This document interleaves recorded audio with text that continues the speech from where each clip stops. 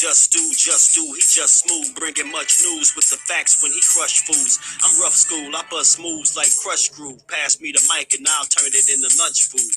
Just cool, but talk slick and he'll punch dudes. Cowards get the message and they hush like Chubbs do. You can bring your whole bus crew plus two. T-Dub-T is astronomical, you comical. You a fool if you think we'll ever honor you. Them other channels ain't shit, no abdominal. This the face of no media, fuck a Donahue. You see my giant crew, we shine like a diamond do. If any trolls disrespect, yo, we finding you. We all surrounded you, it ain't no reminding you. He already done surpassed what you trying to do. So quit the fake smoke, you suckers better take notes. When you step into the chat, you better wipe your feet. Hit the like and keep your comments short and sweet. My homie just not a joke, you don't want a war. Plus a deep boxing IQ, you don't want to spar. He broadcasted from Jersey, so we straight. Put you deep in the dirt, that's why they call this the Garden State. You seem tough but not a threat like a garden snake. We not scared of you, we chopping off a head or two. Mark your calendar, remember what we said to you. It's no option, it's just do boxing. Mark your calendar, remember what I'm telling you. It's no option, it's just do boxing. Word 'em up. T-Dub-T, we in the spot. LDBC strong.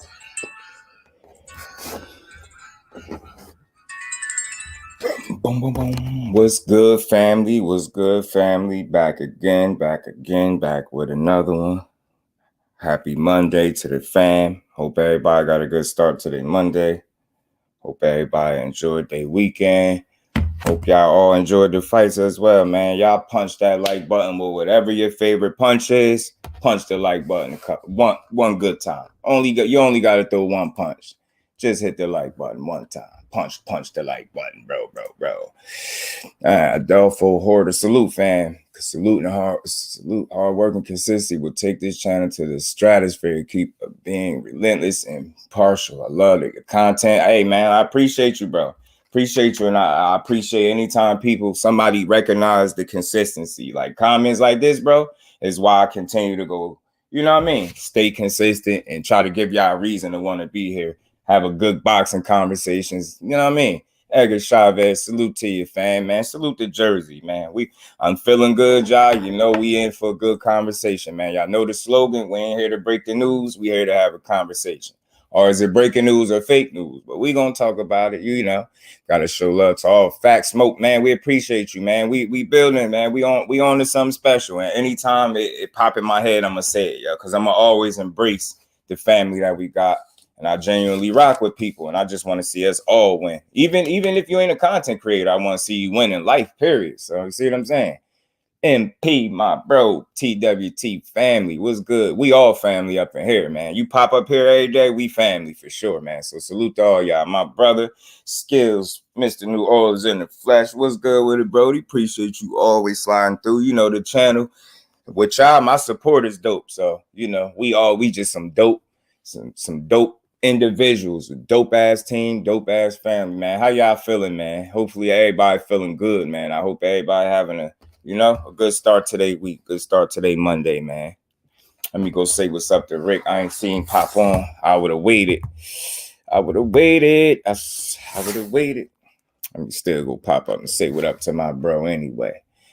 Yo, Josh, what's good with it, my bro? How you feeling? Knockout. What's good, my fellow tall brethren, man? How you feeling, KL? Appreciate you always showing up, showing love, man. Yeah, I'm feeling good today, man. You know, some of the stuff I said yesterday is going to have to be said today because, you know, we're going to talk about it. But I did see this. I'm going to play this. Y'all know I don't like the news and breaking news too much. I don't like that. That's why I put the question mark in red so people could see it. So I don't know if it's breaking news or is it fake news, but I'm gonna play the little video where I got that $1 million gate from, you know? So that's dope though if he did, and it's good for boxing. Not so much, it's not always just about the individual, it's about the event. And if that number that's reported is accurate at all, anywhere near it, man, boxing is in a good space. Not just Tank, the card, boxing, you get what I'm saying? We got a lot to really enjoy, man. So y'all know over here, just do all about enjoying this stuff. You know what I'm saying? A win is a win, regardless. Quit knocking boots, shine. Talk about it. We're going to talk about it. We got to. DP Rocker, TWT family. What's good, my bro? How you feeling? Yeah, man. Again, because all conversations on deck, man. This is how my channel is built. It's built around trying to have the best boxing conversations on here. And you know, I can't do that by myself. I could be dope by myself, but we could be even more dope together. You dig what I'm saying? That's why I always include the family and what y'all think and what y'all say. We always, you know what I mean, share perspectives, point of views, you know what I mean? Opinions is all good over here. But yeah, man, let's get into it, man. Before I even get to that tank video, I'm gonna play. It's just a short video, you know, I'm gonna screen share it. But yeah, man, look, it's nothing wrong with critiquing a fighter, right? Nothing wrong with it at all. In fact, you got to do that. You get what I'm saying? Honest, constructive criticism is part of the game. You know, it's part of life. You know what I'm saying? You don't want somebody telling you everything is great when you need work. You don't want nobody telling you you perfect when you clearly need work. You get what I'm saying? And somebody just asked me on 5 Live, like, do I still like, you know, am I still excited for Boots? And I said, hell yeah, I'm still excited for Boots. And I rock with him more now than I did before the fight. You know why? Because we got to see where he need to work. Get what I'm saying? We got to see where he needs work. People could stop saying that, people making it seem like Boots is invincible, because don't know about, you know, some people do it, but we don't do that over here. We just give Boots the credit that he deserves. You know, I give him his just due. You know what I mean? I have to. You know what I'm saying? I could hold his foot to the fire. Like I could say, you know, look, man, we gonna get into this, man. And pardon me for y'all that heard this yesterday, but I'm gonna run through this real quick when it's pertaining to Boots. Give me a second, y'all. Give me a second.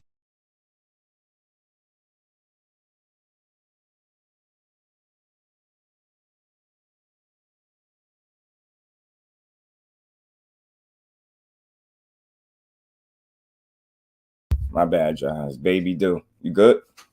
Good now? Okay. Now, Baby Do, man. How to make sure baby boy is right. Ashley's corner. Salute to the queen. How you feeling, Ash? Man, my Josh, did I say what's up to you? If not, pardon me, my bro. Appreciate y'all pulling up. But yeah, let me just run through this real quick, you know, when it comes to Boots, right? It's not wrong with holding his feet to the flame, you know, or critiquing him, giving him an honest critique, honest assessment, because that's what he needs. That's what's good with boxing. Salute to the queen, Ash. Ashley's corner. How you feeling, Ash? Appreciate you. You know what I mean? How we gonna know what the dude need to get better at if we, you know what I mean? If he not put in a position where somebody is you know, showing us where he needs to work. You get what I'm saying? So it's like, and then on one end, you got people saying, like, you don't know how Boots gonna look if he go past 6, 7 rounds. He ain't never been past it. You know what I'm saying? T. You know it. No option. Just do boxing. Fact, man. My bro, what's good with it, T? Feeling good. Y'all know my energy good, man. I woke up extra early. I got woken up extra early, so I had to shake off the ignorant energy, man. So we back at it, y'all. We back at it. But let me get into it though. So yeah, right. I was saying this the other day, man, and just for the people that didn't hear, let me just, y'all tell me when I don't make sense. Y'all tell me when I don't make sense. You got Boots in this, right? He just came from knocking out Castile Clayton in 2 rounds. Nobody was impressed. They're like, yo, man, how we know what this Boot, how we know how good he is if he getting dudes out of there 2 rounds and less than 6? You get what I'm saying? How we gonna really know what he can do and how good he is, right? He ain't never been 12, so you don't know how he gonna look, right? He need to get the rounds in. So now he get put in a situation with an opponent that forces him to go to rounds. You get what I'm saying? He put him in a position where he had to go to rounds. You get what I'm saying? So again, it's just for those people that say, he ain't never been 12 rounds. You don't know how he gonna look. All right, now we seen him go 12. The conditioning wasn't an issue at all for Boots Ennis, right? Right? But we also could see that he needs some work. What 25-year-old fighter don't need some work? You get what I'm saying? Name the best opponent that he's faced to date. Get what I'm saying? Mike Biggs, TWT, my bro. What's good with it, Mike Biggs? How you feeling? Appreciate you, Ash. You know what we on it. for Foden, yeah, because I felt like T, when he got hit, I know that was a hell of a punch. I know Boots hit hard, but to me, it looked like he thought about it while he was on the ground. He got up, he did that little lazy little dance and got the shit called off. And I could have swore I heard him saying to Boots. Like I had to, like basically like I had to fight you. Like, you get what I'm saying? He was too excited that the fight was over. Like, you would have thought, you know what I mean? He was getting a redo or something, man. The dude was happy as hell. He was I never seen somebody that happy when right after being knocked out, like immediately. Dude, eyes was big as hell, man. I'm like, damn, are you happy you got stopped? But whatever. If you happy, it's cool. I mean, I guess you don't care. You know what I mean? Drew, what's good with it, my bro? Yeah, they're gonna criticize you whether win or lose. And again, you know, criticism is part of the game as long as it's a real assessment. You get what I'm saying, Drew? What's good? Appreciate you stopping through. Fate, my bro. What's good with it, man? People don't know what they want. True indeed. Some people don't like, and it's again, y'all know I do things centered around the conversation, so it's never personal. It's more so just the conversation. It's like some people ask for that man to go some rounds. Now you've seen him go some rounds. Now you're complaining. He didn't look trash. He didn't look trash at all. He just looked like he was trying too hard. And just tell me when I'm not making sense. None of this is fact. This is just my observation. The guy went from Castile Clayton, right? He was the main event there, am I right? Main event, right? To being a co-main on pay-per-view. That's a big leap. You get what I'm saying? That's a big leap. Not in competition, y'all, but in exposure. You get what I'm saying? I think the moment might have been a little bit too big for him. People might not say it. He might disagree. I'm going to give you reasons why. You know what I mean? For the people that didn't hear it. You get what I'm saying? Edgar Chavez, salute, bro. Appreciate you stopping through, as always. You're not overrated for those calling him that, but he didn't look great. Facts, man. He didn't look great, but he looked good. He was glad it was over, T. He was, his eyes was big and everything. Can't wait to cook, man. You know, we gonna be here for it, man. I want to hear it, man. I'm gonna pull up. BVO, what's good with it, fam? Appreciate you pulling up. How you feeling? We gonna cook this, because you know, and again, I hear the critiques. You want to critique them, but for those people that said you wanted to see him go to rounds, he went to rounds Saturday. There are positives to take. You get what I'm saying? There are pros and cons. And like I said, y'all, you just tell me when I ain't making sense. It's not about being right or wrong. It's just I deal in logic and reason. You get what I'm saying?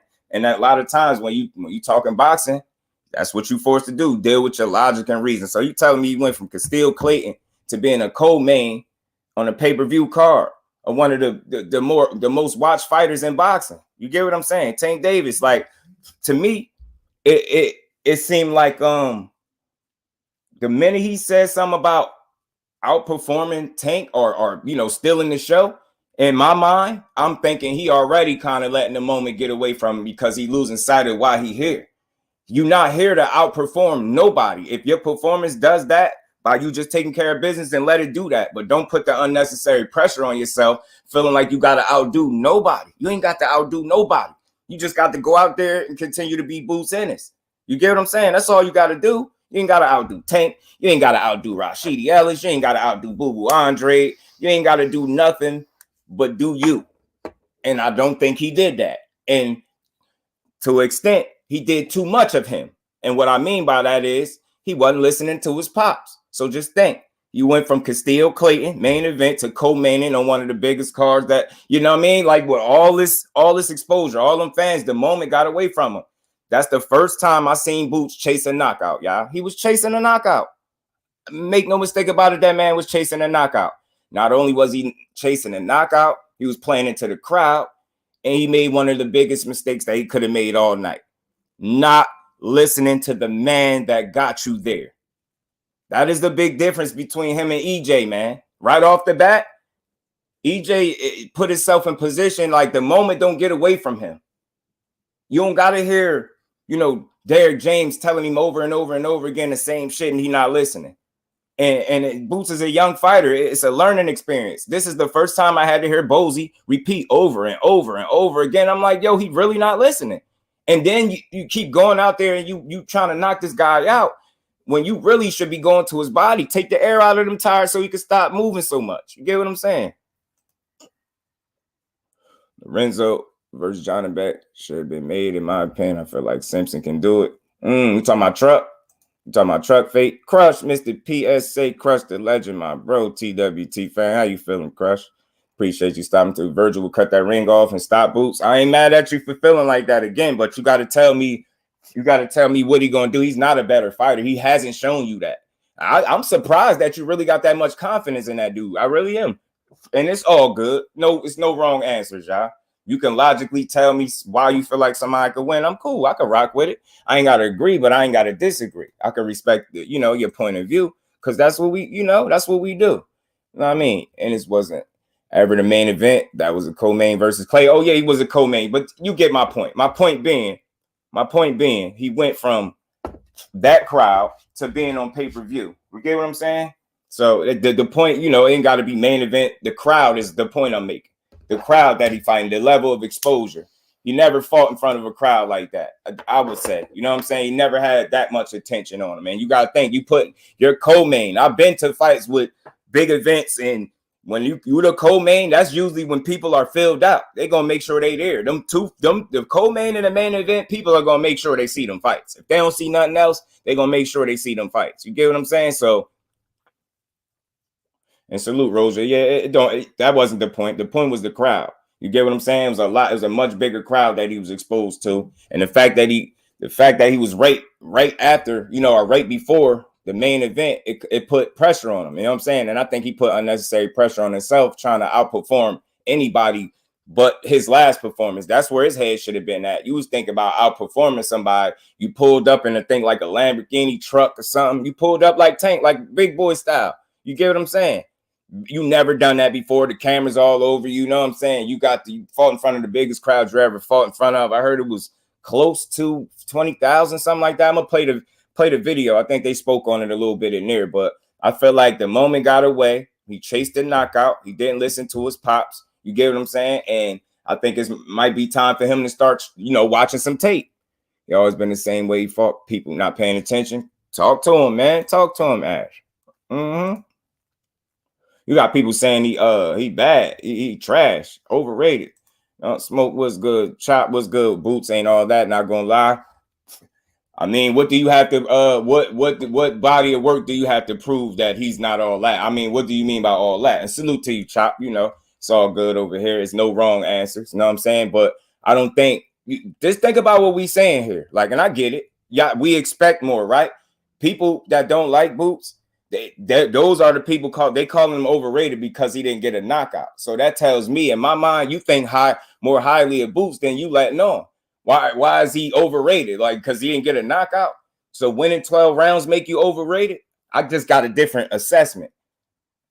I don't walk away from that fight feeling no different. You know what? I actually like Boots even more, because now I get to see where he needs to work. And I get to look for that in the next fight to see if he addressed the issue or not. And I'm willing to bet that he'd probably never fight a guy like that again. That style. Some dudes, no excuses. Some dudes you just don't look good against. That's one of those dudes. Corinne was one of those dudes. You get what I'm saying? You're just not gonna look good against him. Doing all that movement. I don't think he was prepared for all that movement either. And it showed. You know what I'm saying? It showed. Cut the ring off in spots. But then as the fight wore on, he started to follow him a lot more. And it was less cutting the ring off and more following him. But I don't think that makes him any less of a fighter. I just think he was in there with a awkward style, a different type of, a different fighter. And the guy did not come to win. He came to survive. You get what I'm saying? Yeah, man. That's where we at with it. You feel me? Adolfo, we here. We on the same page. We gonna get there. We getting there. We getting there. For sure. Boots is not overrated. He just did not live up to that big moment. That's all. That's I could agree with that. That's pretty much what I'm saying. I think the moment got away from him. But we so overly critical nowadays in the sport of boxing that we make poor assessments because we don't see what we thought we should have seen. You get what I'm saying? I get it. I expected a knockout too. I was talking big cash shit. He's gonna get in there. He's gonna treat him like a Karen. I was talking all that. I was wrong. You know what I'm saying? I'm here. I got a channel, and I was wrong. He did not treat him like a Karen. He was trying. You know what I'm saying? But I don't think I walk away from that fight feeling any less confident that Boots could do what he gonna do. You know what I'm saying? You know what I'm saying? He gonna handle business when the time comes, man. Sean, what's good with it, my bro? How you feeling? Appreciate you pulling up. I remember when the emoji was a real gun. Right? Remember Smoke? I felt that way too. Chasing a knockout. It's like, look, I do a strike system in my head, right? You know what I mean? Strike system. Like, for one, he was playing to the crowd. Two, chasing a knockout. And then he made the biggest mistake he could have made all night, y'all. Do y'all know what that was? Not listening to Bozy Ennis. He wasn't listening, bro, because I kept hearing him telling him the same stuff. You get what I'm saying? So, all right, you put yourself in a he made that fight a little more difficult than it needed to be, than it had to be, simply by not listening to his dad, chasing a knockout, playing into the crowd. You get what I'm saying? Even his energy in the post fight, when they started asking him in the ring, the little interview they gave him, he didn't even sound like he normally sound, y'all. He said basically he'd wait, he gonna be ready whenever they ready. He don't normally talk like that. Like, I see a lot. I was paying attention to a lot. I don't feel like he felt that the best about that performance, but he still did his thing. You know what I mean? You get what I'm saying? 12 zip and people calling you. Just think about it. This is where we at in boxing, y'all. You could pitch a shutout and people would call you overrated. Think about that. Just think about what we saying. And again, I'm cool with all perspectives and opinions. We family in here, right? So we can all have our own opinions. It's like, I get it. He ain't all that. Like, what will we have to prove that he ain't? Because he ain't knock out a dude that never been knocked out. So that makes him not all that. You get what I'm saying? He did win every round. And again, it's called boxing, not knockout. You get what I'm saying? So the first time he don't get a knockout, now he overrated. That, talk to him, man. That guy was trying to survive. Facts, bro. Facts. And again, I don't like to use the word chase, because the same two legs that Kareem got to run, Boots got two legs, 2 feet of his own to chase him. You get what I'm saying? More cutting off the ring. That's something that you need to address in the ring. You know what I mean? In the gym. Focus on cutting that ring off and talk to him, Smoke. Talk to him, bro. Talk to him. You get what I'm saying? Head hunting, bro. When did y'all ever see Boots swing and turn himself around because he missed swinging so hard, y'all? He did it a few times in that fight. A few. He did it a few times. You get what I'm saying? I'm like, yo, he clearly chasing a knockout, bro. I ain't never see Boots doing this. He's chasing a knockout, but not going to the body. He didn't lay the, how my bro T said, you know what I mean? I think he said something along the lines is he ain't laid a foundation. You get what I'm saying? Exactly. He didn't lay the groundwork, which was been going to the body. Take the air out of them tires. You seen that he wanted to run. You should have been able to catch on within a few rounds. Like, yo, this dude just trying to survive. I got to take the air out of his tires. I would have been ripping his body. You get what I'm saying? This is just what a young fighter learning. He can't fight like versus a guy like Keith, though. Yeah, I hear people saying that too. Like, you know, they feel like now he ain't ready for this one and that one. So all conversations on deck, y'all know. It's no right or wrong answers. That's interesting, you know, but because Keith Thurman can move and he can punch. That is the difference. So that's a real possibility that fight might be more competitive than what people thought initially. Because I know more people I still would pick Boots, the younger, stronger look like right now. I still would pick him. People might think I'm crazy. I ain't picking him to beat EJ, but I still pick him to beat the guys I thought he was going to beat. That one fight don't change nothing because I'm not a prisoner of the moment. And I understand styles make fights. You get what I'm saying? Styles make fights. That dude had a certain style in terms of movement, and he implemented it, and he made the fight difficult for Boots Ennis. It's just that simple. But this is why this is a good thing, y'all. It's a good thing because now people can let up off the invincible talk. Nobody never thought that. Nobody logical thought he was invincible because nobody in boxing is invincible. But now people could, stop saying that, stop saying the invincible. And I feel like it's a good thing that the fight played out that way because now we see where he needs work. Now him as a young fighter, his dad as a trainer could see what they need to work on. That's how you get better. You don't get better by continuing to have fights and having everything go your way. Nah, that's not how you get better because you don't know exactly what to address when you get in the ring and when you get in that gym. He know he got some things to work on, y'all. And that's a beautiful thing because now we get to look and see if he made any adjustments from this fight to the next one, even though he more than likely ain't going to be fighting a mover like Karen. So you got to keep that in mind, man. Guys, that's going to be more there for him to hit is going to play out a lot differently. You know what I'm saying? I don't think he was fully prepared to chase that dude around the ring. You get what I'm saying? He was following him. He was doing too much following. You know what I'm saying? Way too much. More eyes on him now because of the 12 rounder, which is good. You see what I'm saying? Fate, there is good. There's critiques. You could critique, but just, you know, finish the assessment, give a full assessment. It's always pros and cons. You get what I'm saying? Just like Speedy Rashidi Ellis. It's too many. I hear the critiques, but it's not enough credit being given for what he did up until that knockout. You get what I'm saying? Or not knockout, pardon me, up until the decision and the knockdowns in the 12th. You get what I'm saying? He was doing his damn thing. He was handling this dude. I believe Virgil was slow to pace down and walk Boots down. It was crazy to see Boots not listen to the corner. He might have been nervous. I think he was playing to the crowd too much, bro, and chasing it. You get what I'm saying? Whereas he was listening more to the crowd and playing to the crowd, and he was just hearing his dad and not responding. He heard his dad Saturday night. He wasn't listening. That makes sense to y'all? And I'm telling you, that's very key. That was his biggest mistake that he made in that fight. Biggest mistake he made was not listening to his dad.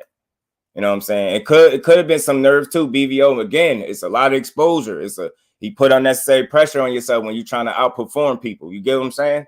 Tank relishes the moment. He embraces in it. He embraces the moment. You get what I'm saying? All the way from the ring walk to when they announced the man's name and the smile that come across, he embraced the moment. You get what I'm saying? It's different. Ghost, what's good with a Ghost? Appreciate you pulling up, Brody. On this bout, to me, he don't get a pass. There's no pass being given. There's no pass being given. There's no pass. Like, you get what I'm saying? Nothing I said is giving Boots Ennis a pass. He got work to do. That's not giving him a pass. Giving him a pass is telling him everything he did Saturday night was great and he ain't got nothing to work on. Or treating the situation like you seen that he was his best. I wasn't the best version of Boots Ennis, and he still pitched his shutout. There's ways to look at this. There's no right or wrong answer. If you want to err on the side where you want to be super critical, that's fine. But I'm here to get a man his just due and criticize him, because you can do both things. You can do both. 512 Big Tex. What's good with it, my bro? TWT family. How you feeling, Brody? Salute to you, man. Appreciate you pulling up as you always do. He isn't trash. He isn't overrated. Facts. If you were rating him right, if you thought he was Superman plus Floyd and Ray and one, yes, he is overrated. Everyone is, because no one is that. That make perfect sense, Ghost. You get what I'm saying? And again, y'all, the athleticism is Roy Jones-esque, but it's not really Roy Jones. It's a way you could put it in perspective. You could say he reminds you of Roy a little bit with the natural athleticism. I get it. Some of the movements, but nobody is Roy. I ain't seen another Roy Jones in my life. I never seen another Roy Jones but Roy. You can be overrated. Overrated don't mean bad, but I get what you're saying. Yeah. True indeed. Because again, I'm all about perspective, and it's all what over when you say overrated. What do you mean? I think people saying, like, you know, that's why I did it the other day and said, was he hyped? I don't feel like he hyped. I feel like he been past the stage where he proved enough. Like 30 fights in, you still thinking he hype? I don't know what to tell you. Like, you get what I'm saying? He just gonna have to beat up some of these dudes' favorite fighter for them to get it. You get what I'm saying, T? But I'm with you. Yeah, you can be overrated, but I don't think he's overrated. I think some of the people played their hand. Some of the dudes, the detractors, they let you know about what they expect. You know, the critiques some of these detractors had, you can tell they think more highly of Boots than what they'll let you know. You get what I'm saying? They don't want us to know. But it's like, for instance, the people that say he should have knocked him out. Why should he? If you already felt like Boots is overrated, you get what I'm trying to say? These same people that say he's overrated, saying he was supposed to knock him out. Why? Why did you expect him to knock him out? And I'm saying this because I know people ain't do no homework on Karen. And for the record, show me why he was supposed to knock him out. Show me on film where somebody else knocked out Karen or Corinne. You get what I'm saying? That shit sounds stupid when somebody say he was supposed to knock him out. He should have. Why? Why should he have? You know what I'm saying? Dudes ain't even watched Karen. That was a dude's first time seeing Karen fight, just like it was mine. You get what I'm saying? But I could admit that. You get what I'm saying? I could admit it. I ain't know about this dude before Boots was fighting him. I ain't never heard of him. He just tried to use people. He just used to people trying to exchange with him. Corinne moved too much. He will adjust. It was a style and experience. Facts, man. That's something like, again, people's assessment is incomplete to me, because it's like, I hear way more negatives than positives, and that's not the reality, because he wouldn't have won the fight if it was as bad as what people saying. Just think about it. In today's world, you could pitch a shutout and people will still call you overrated. Like, you don't have that, but what body of work do you have to prove that? You get what I'm saying? Up until this point, he definitely did what he was supposed to do to everybody else. You get what I'm saying? He just ran into one of them ones where you don't look good against. You just don't. Yeah, I did too, bro. BVO, I did too, bro. I wanted them to stop him. 817 said it was coming Saturday night right after the fight. I think people overreacting. You dig what I'm saying? They are, Sean. They are, bro. They said Floyd overrated, but look at that. Facts, bro. You know what I'm saying? You get when he was chasing it. He was chasing it. Loman is overrated, but I still think he's good. I no longer think Boots overrated. He right where he should be. Man, talk about it. Boom. Shh. You know what I'm saying? You know what I'm saying? You know what I'm saying? Facts. Loma overrated, but he's a very good fighter. And even with Loma, y'all, I even try to phrase it a different way, y'all. I even try to say, he's over celebrated. You get what I'm saying? I even use my words a little different. I said he's over celebrated because he is. If you give anybody else the resume, not so much even a resume, just the record of a Lomachenko, people wouldn't think twice about a guy having 2 losses and being on the pound for pound list. You get what I'm saying? Dig what I'm saying? So it's you could tell it's a certain type of treatment when it comes to Loma. Ghost, talk to him, bro. Talk to him. People need to let these fighters be themselves and stop throwing out legendary names such as Floyd, Roy, Sugar Ray, and others without providing the proper context to it, Ghost. You get what I'm saying? Without providing the proper context to it. You can't just say it and leave it open-ended because people are going to assume that you saying he is all those fighters rolled in one, and I don't think that's the case. He ain't Roy, he ain't Floyd, he ain't Sugar Ray, but you know who he is, y'all? Guess who he is? He Jerron Boots Ennis. And you know that's a 1 of 1 the last time I checked. So why wouldn't that be more than enough for the sport of boxing? Jerron Boots Ennis should be more than enough. He shouldn't have to be all these other fighters for people to appreciate what he brings to the table. Best resume at lightweight. Tank looked great in that fight. Yeah, shit, they was slaughtering Tank too, bro. And I'm gonna get into that maybe in a separate video. I don't know if I'm gonna get on what I seen. And it's a conversation I just wanted to have because it's some shit I seen. You're gonna see Okolie fight coming up, cruiserweight title defense. Yeah.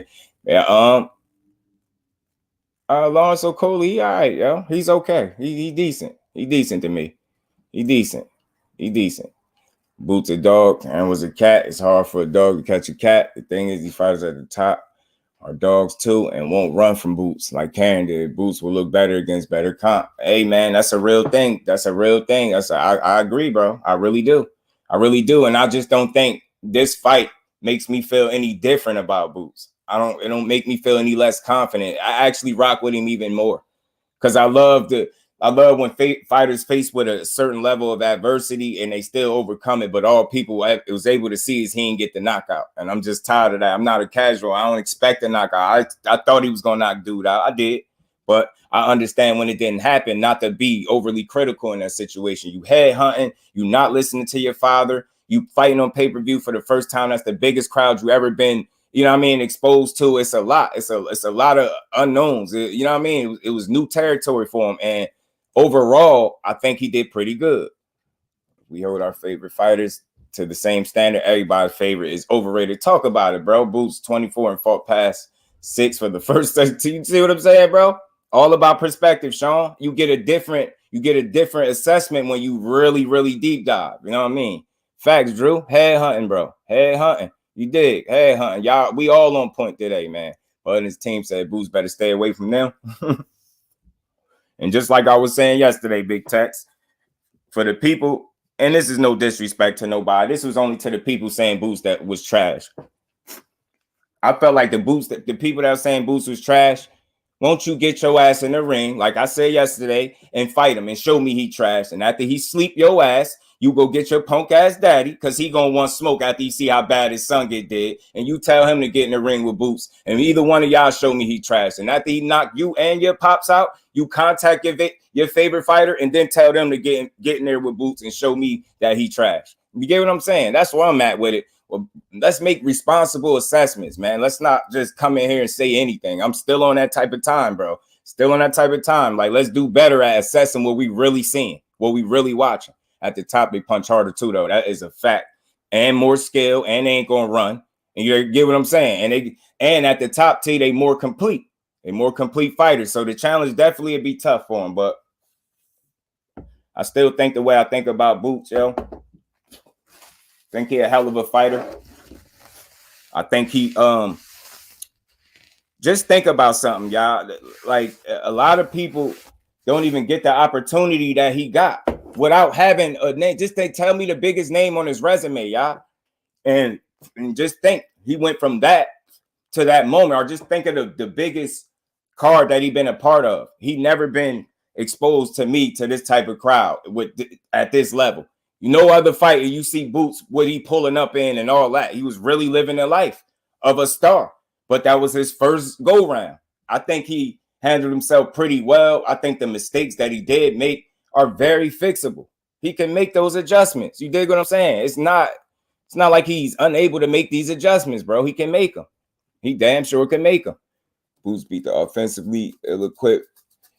Yeah, by a 12-round unanimous decision. The fight was about as interesting as watching paint dry. Yeah, man, that movement, man. He tore Boots up. I ain't gonna lie to y'all, man. He tore Boots up with that movement, y'all. He was not prepared all the way for that, bro. Bud didn't stop Postal, but nobody's saying Area A better than Bud for stopping him. Man, shh. You know what I'm saying? That's the manual flame right there, Sean. Talk to him, bro. And I'm gonna be there, Crush. I'm there. I'm there with you, bro. I'm gonna cook on this for a minute. I'll be right there with you. Agreed. He was patient at times. I saw a different fight than what most people saw. Boots was frustrated, but he didn't get too out of character. Facts. He showed some frustration. He was frustrated. You know what I mean? What you need? He showed that he definitely what you want me to do with this? What you want me to do? Jesus fix it.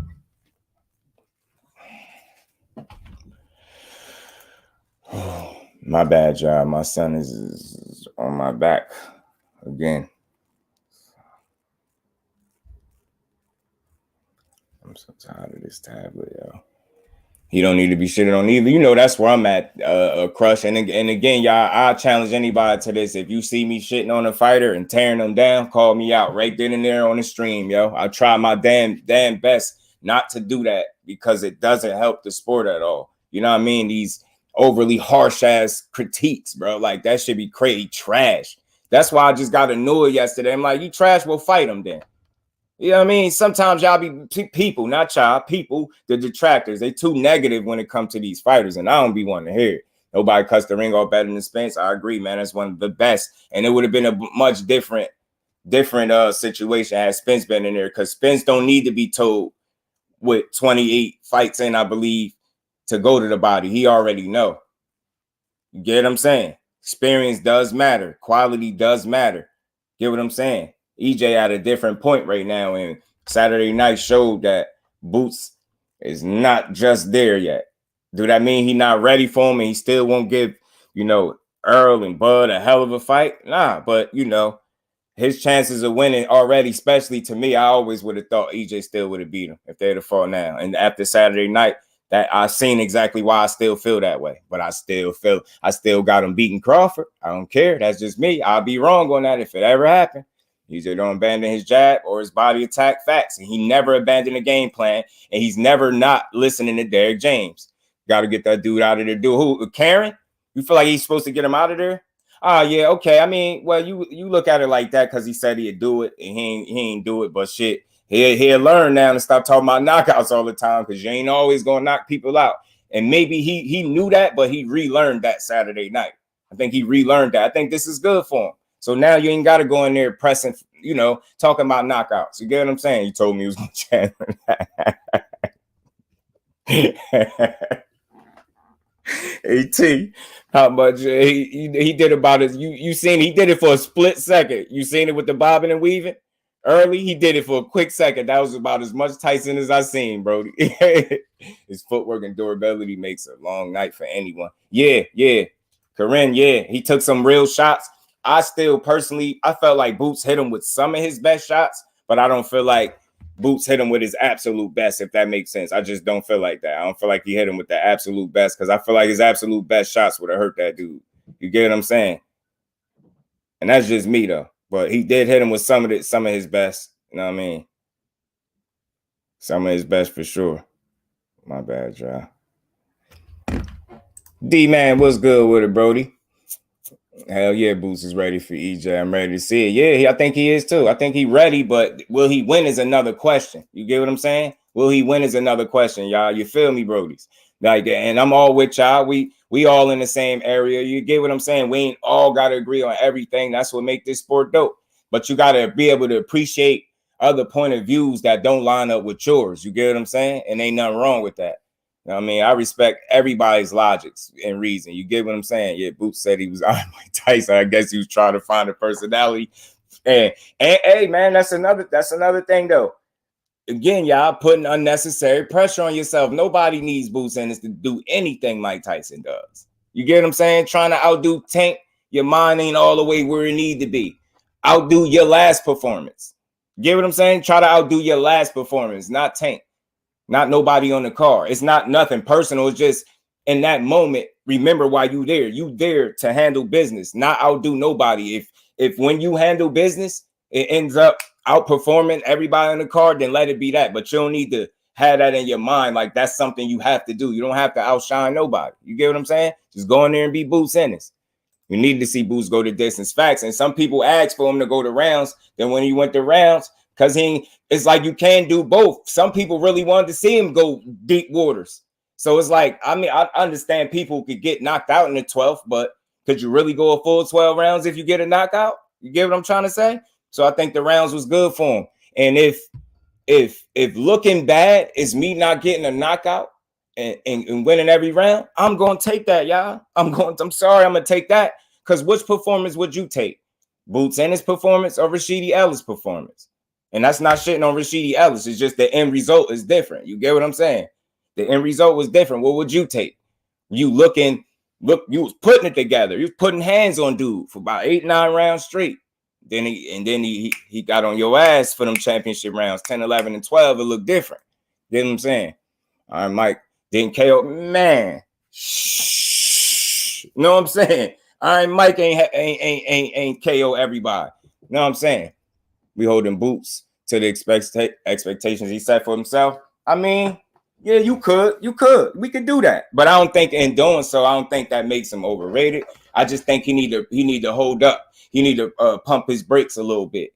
You get what I'm saying? Understand why you there. You get what I'm saying? You there to outdo yourself.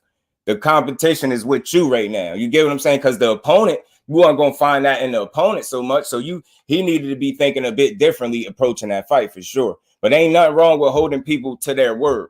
It's nothing wrong with it. It's nothing wrong with it. You know what I'm saying? Damn sure. And that's why I say we can highlight the things he said and how he didn't. I feel like the moment got away, man. He misfired on this one, y'all. I think he did. It's simple and plain. And that's I think this is part of the struggles in boxing when you ain't been at that level or exposed to that type of crowd and you still a young fighter, and he showed where he still needs to grow. You get what I'm saying? I never thought he was a finished product at 24, 25 years old anyway. But now more so, we were able to see some of the areas where he definitely needs to improve, especially if he wants to compete at the top level. You talking about Spence, right? That performance ain't going to be the Spence. You know what I'm saying? You're not listening to your father. You can't afford to do that against the EJ. So you get what I'm saying? There's nothing wrong with critiquing him holding his feet to the fire. In fact, I appreciate it, but I don't overstate it. You know, trash. He's overrated. Nah, he ain't handle business the way he said he would. For sure, y'all. He didn't. Call me Mikey. I see something. I spent my late KO. Crawfish is 50-50 because he's aging like milk, but he got pop and can box. So I don't know. Yeah. I'm with you. I get it. I still think, this Crawford style is more favorable to Boots as opposed to EJ to me. That's just my opinion. That's why I still think, he got a real good chance against Crawford. He got a better chance against Crawford than Boots. It's not for sure he'd be either one, Who said he would? He would, though. I could just hear you saying that, but he said he would. Yeah, we holding him to what he said. Ain't nothing wrong with that, though, y'all. We all in agreement. There's nothing wrong with that. That's on par. I'd rather see somebody hold him to the standard that he set for himself than an unrealistic standard that they set for him. You get what I'm saying? That makes sense. So ain't nothing wrong with that. Calling Boots trash is wild. In 2023, bro, they doing that. That's what I'm saying. You know what I'm saying? Yo, he still needs some work, y'all. He do. We shit on the fighters. We shit on the facts. Man, shh. Know what I'm saying? We flaming up today. Manual flames for the fan, man. Hey, baby girl, how you doing? Salute to my queen. You on your lunch break? Good.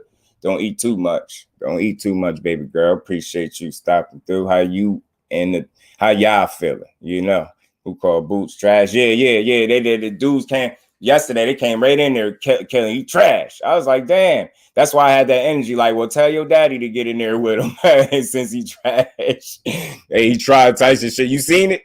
You seen it? You seen it real quick. He did it. He said, don't do that again, please. He didn't get no clean best shots. Yeah, he didn't. I don't think he got his best shots in. I think his best shots fools Corinne. I do think his chin was 32. Definitely, I do. He was durable. He had a good gas tank, and he was able to keep that movement up the whole fight.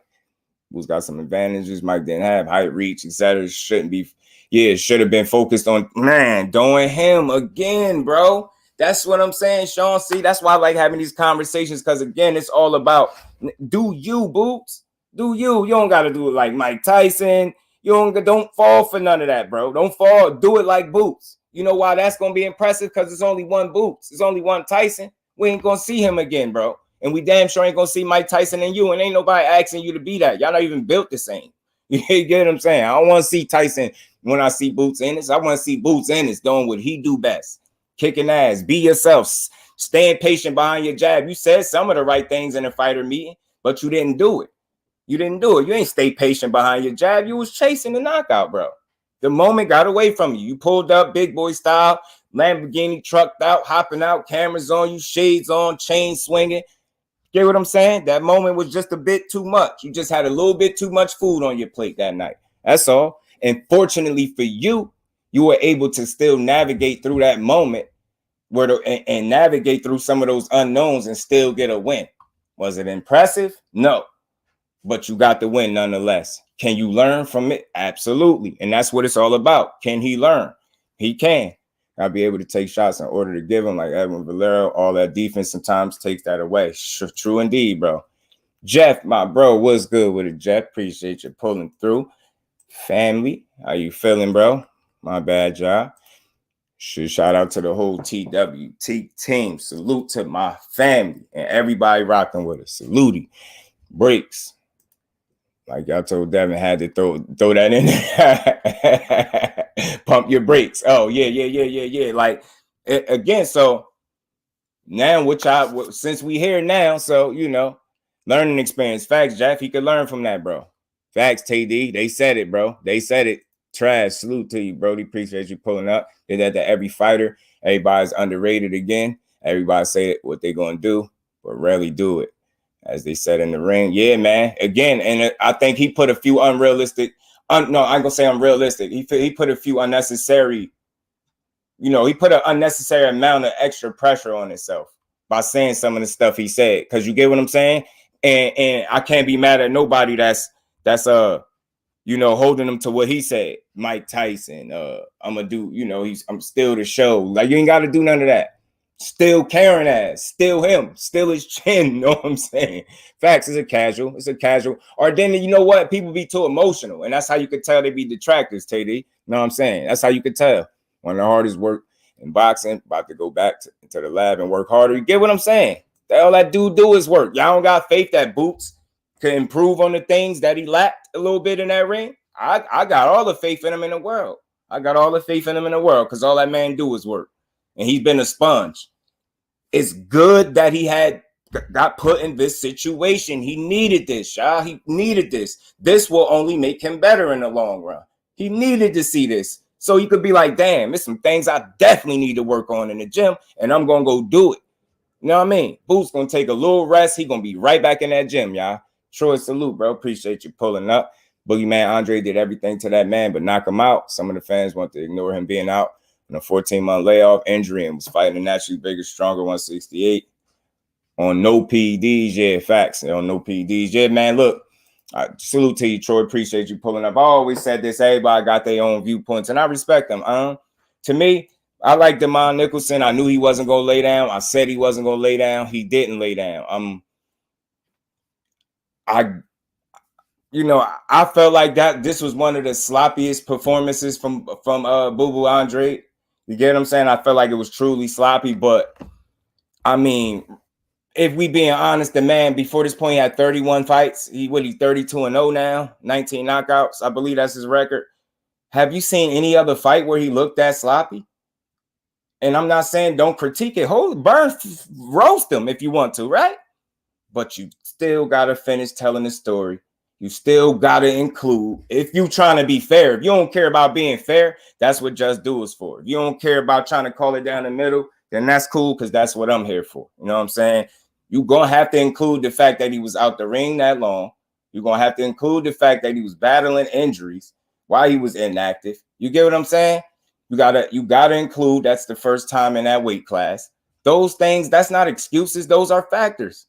That's all. I'm all about perspective. You can't just ignore all of that. You can't ignore how much time he been out the ring and think that ain't had nothing to do with his performance at all. I ain't never see Boo Boo look like that. It was sloppy. You get what I'm saying? I seen Boo Boo in spots. What I seen was a guy that is rusty and clearly been out of the square circle for more time than he needed to be. You get what I'm saying?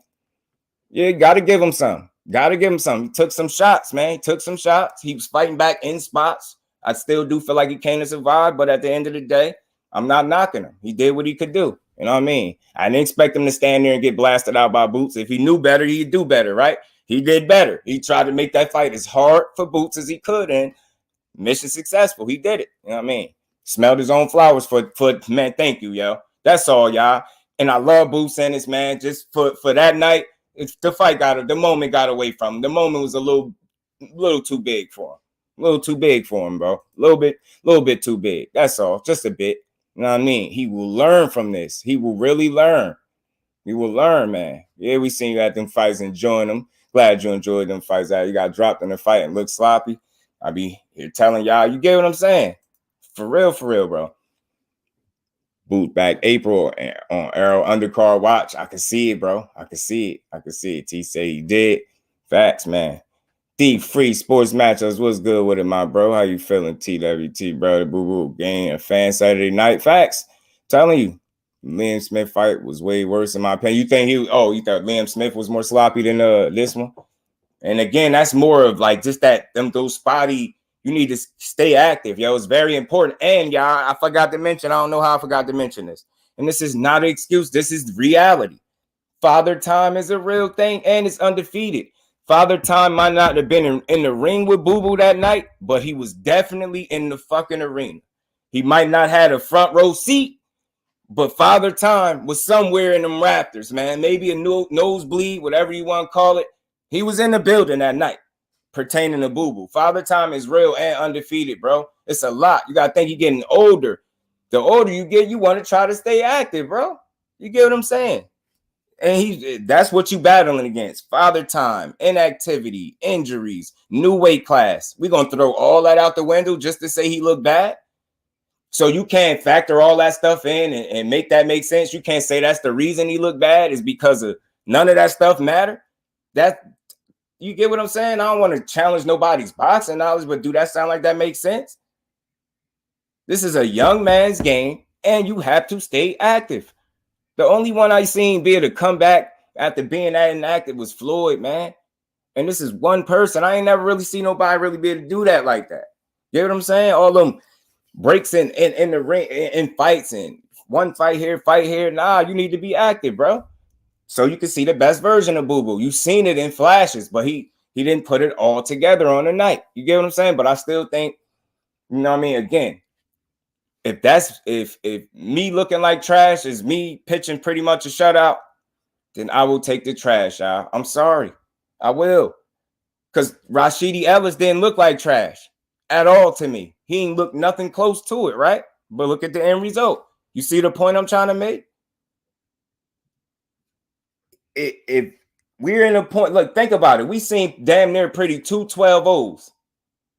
Boots and Andrade. We seen 2-12-0s, and all you hear for the most part is the negative critiques. You would have thought them dudes lost. You would have thought they lost. And that's where we at in today's world when we talk about sports. A 12 zip can get you called trash the next day.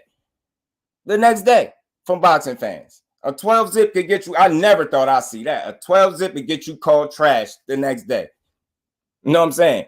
And it makes me ask the question, you know, with Boo Boo looking like this, I asked the question in the description. Do anybody still want to see Charlo and Boo Boo Andre? Because I damn sure want to see it. I still want to see that fight. Still want to see that fight. Think that's still a difficult fight for both of those dudes. Ain't nothing trash about Demetrius Andrade.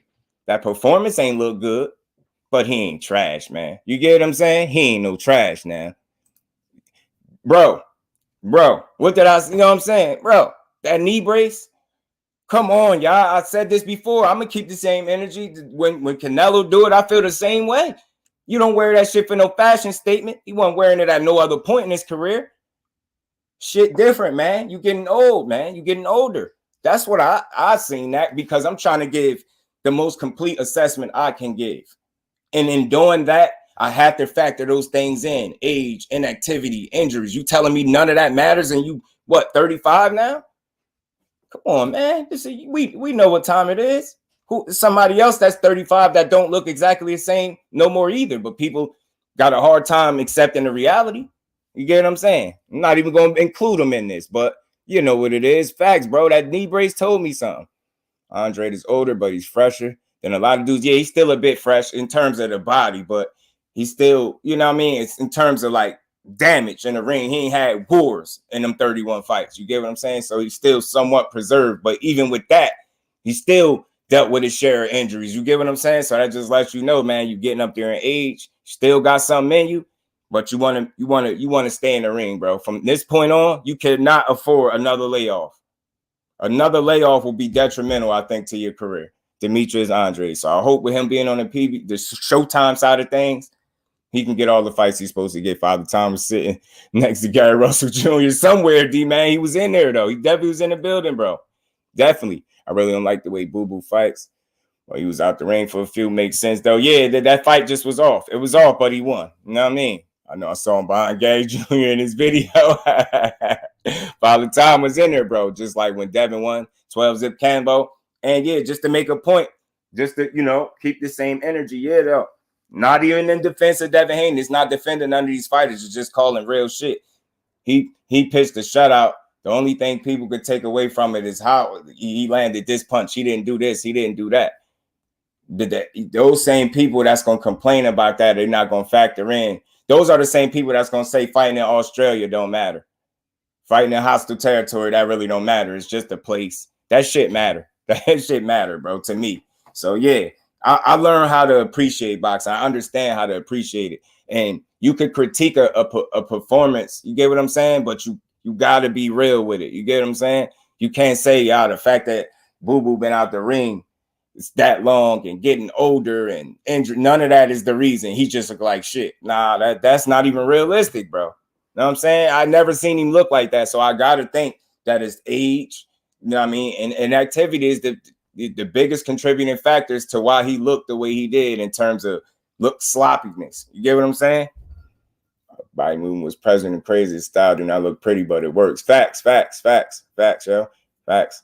His shoulder nothing. Demond threw 231 shots. He just ain't land shit, but 28 of them. Yeah, he ain't had he kept trying, man, but you know, he was just in there with a better fighter, I believe. You know what I mean? Rashidi looked the most impressive till he didn't. Right. You get what I'm saying? And it's like at the end, what performance would you take? You know what I mean? Rashidi or Boo Boo or Boots? You know what I mean? Would you take the 12 O's? You know what I'm saying? Or would you take looking good and then getting stopped? I'm not stopped. My bad. I keep saying that. Getting dropped and damn near getting stopped. You know what I'm saying? I got to see Charlo after this layoff, but I'm leaning Charlo. Ain't nothing wrong with that at all, bro. 903 Boxing. Brody, what's good with you, fam? How you been? I'm all good over here. Chopping it up with the fam as always. Kicking this boxing.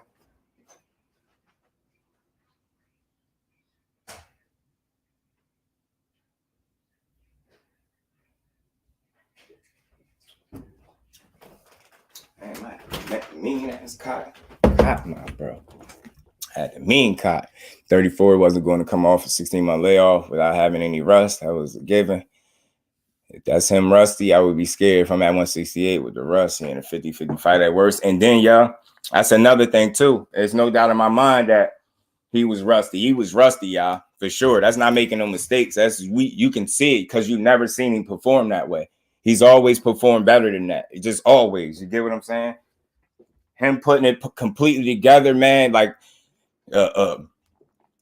just go. You want to see a complete fight that Andre put together? Go look at him fight Willie Nelson. If y'all never seen him when he fought Willie Nelson, and that was on the PBC side too, them years ago. But go look at that fight.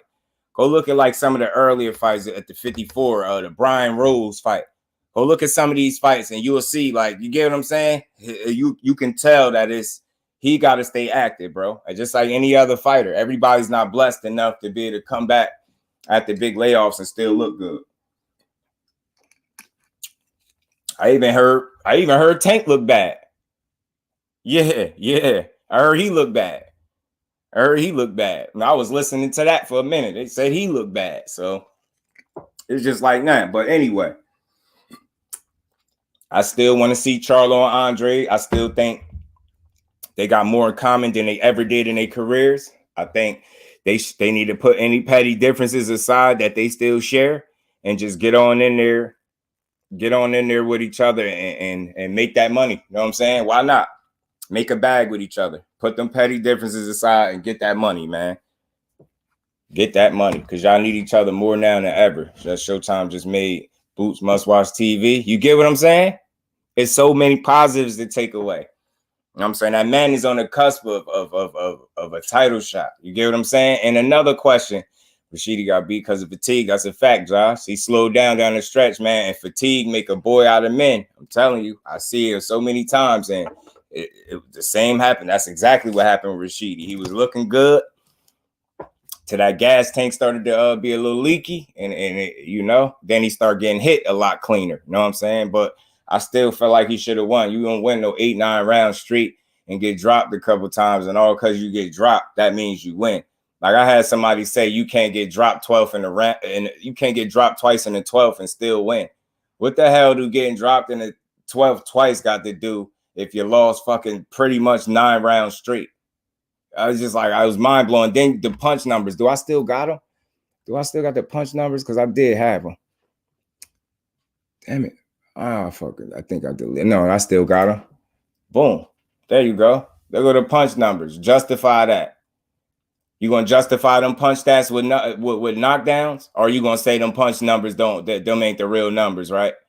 Those fake. They made them up. They ain't copy box. Don't really be right. This don't make no sense. Look at the difference in punches landed, bro. You telling me because of the knockdowns, like that just meant everything in one round? Like I just don't. Nah, bro. And dude, look, I will watch Vila any day of the week. I ain't mad at him. He ain't did nothing but what a fighter's supposed to do. Keep fighting. And he ain't give up. And I truly respect him because he is the epitome of what can happen when you don't give up. Rashidi, I felt like in the fatigue, it caused them to make bad decisions. And what I mean is once he started getting tired, naturally you move less. So when you move less, you more in front of your guy. So when you're in front of your guy, you forced to do what? Fighting more. And he did too much fighting in them championship rounds when he should have been boxing. You was in there with a dude that you was working him over. You get what I'm saying? And once he landed that big shot and hurt you, he got like a second win, and he just kept coming, bro. But them numbers is bogus to me. Them numbers is crazy, y'all. Going through adversity is an asset in box. Tell them, bro. Tell them. If you make it, it's about everybody learns and grows from their experiences and apply it. Again, that's what you want to see. You can't say you want to see somebody get tested, then when they get tested, you shit on them. Get what I'm saying? Like, what do you want? You want to see him tested? You want to see him go to full 12 rounds and get a knockout in the same fight, don't you? Like, god damn, man. That's why I was about to title it Expectations versus Reality, man. People just be on one. They just say anything. Boots didn't sit for 12 and was chasing that guy every round. Facts. That's something else that he did. And I don't know if he always do that? And I'm not saying it's the first fight that he's ever done it. I'm pretty sure he's done it before, but I wonder what was the science that night behind not sitting down I just seen an eager Jerron Ennis Saturday night. He was eager, y'all. He wanted that knockout. Facts, bro. Ballistic, straight up, bro. I ain't clicking buttons, goofy. Yeah, I get it. But you still see them numbers. We got at least, like, you know what I mean? Consider that they somewhere in that ballpark. You get what I'm saying? And just look at it like, God. But even despite the numbers, I felt like I know what I was watching. We all was. We were watching this dude. He was dying. He was dominant. Like, I don't want to say dominating, but he was controlling the fight for most of the fight until he wasn't. You get what I'm saying? He Tony Harrison. You know what I'm saying? That's what happened. Like, he gassed down the stretch and it cost him. It cost him, bro. Like, some people say Andre took the foot off the gas. Should watch the fight. He landed more in the 10th than he did in the first. Yeah, again, some things just people say it because they think we ain't paying attention. Ghost, we paying attention. Like, that man, he's not a knockout artist. He's not a knockout artist. Fighting his first time in a new weight class, he's supposed to knock out a dude. I think, how many times? Let me go to the Nicholson record. I know he dealt with health issues earlier in his career. I still remember when he had took like his first loss because I was watching him then. That's why I knew who Boo Boo Andre was fighting. People just say he was a cab driver. He was this, he was that. I'm just like, bro, man, he been stopped twice. All right. Jesse Hart. I seen that fight. That was a little sus too. I seen that Jesse Hart one. And this Lacan Byfield, when he got caught early in it, caught in this fight. I ain't gonna say early in his career. But my thing is, just because you've been knocked out in one fight don't mean you definitely supposed to get knocked out in the next. And my thing is, I just don't understand how people expected a knockout from a guy that's not a knockout artist. He's not a knockout puncher. He got respectable power. I do believe that. I don't think he's just going to walk through boo-boo punches. But at the end of the day, just the expectation knockout, I think, is a little bit unrealistic. Get what I'm saying? Like, I know he got stopped a couple times, but like I said, the new weight class injuries, that wasn't the fully acclimated. You know what I mean? He might look better. I'm pretty sure he's going to look better in his next fight. Was there a knockdown in the Speedy versus Vila in the early rounds? I'm trying. Let me go back to it and make sure I wasn't bugging. Somebody, I don't think so. Not early. I believe them joints came late. Okay, let me see. I hate when they do this.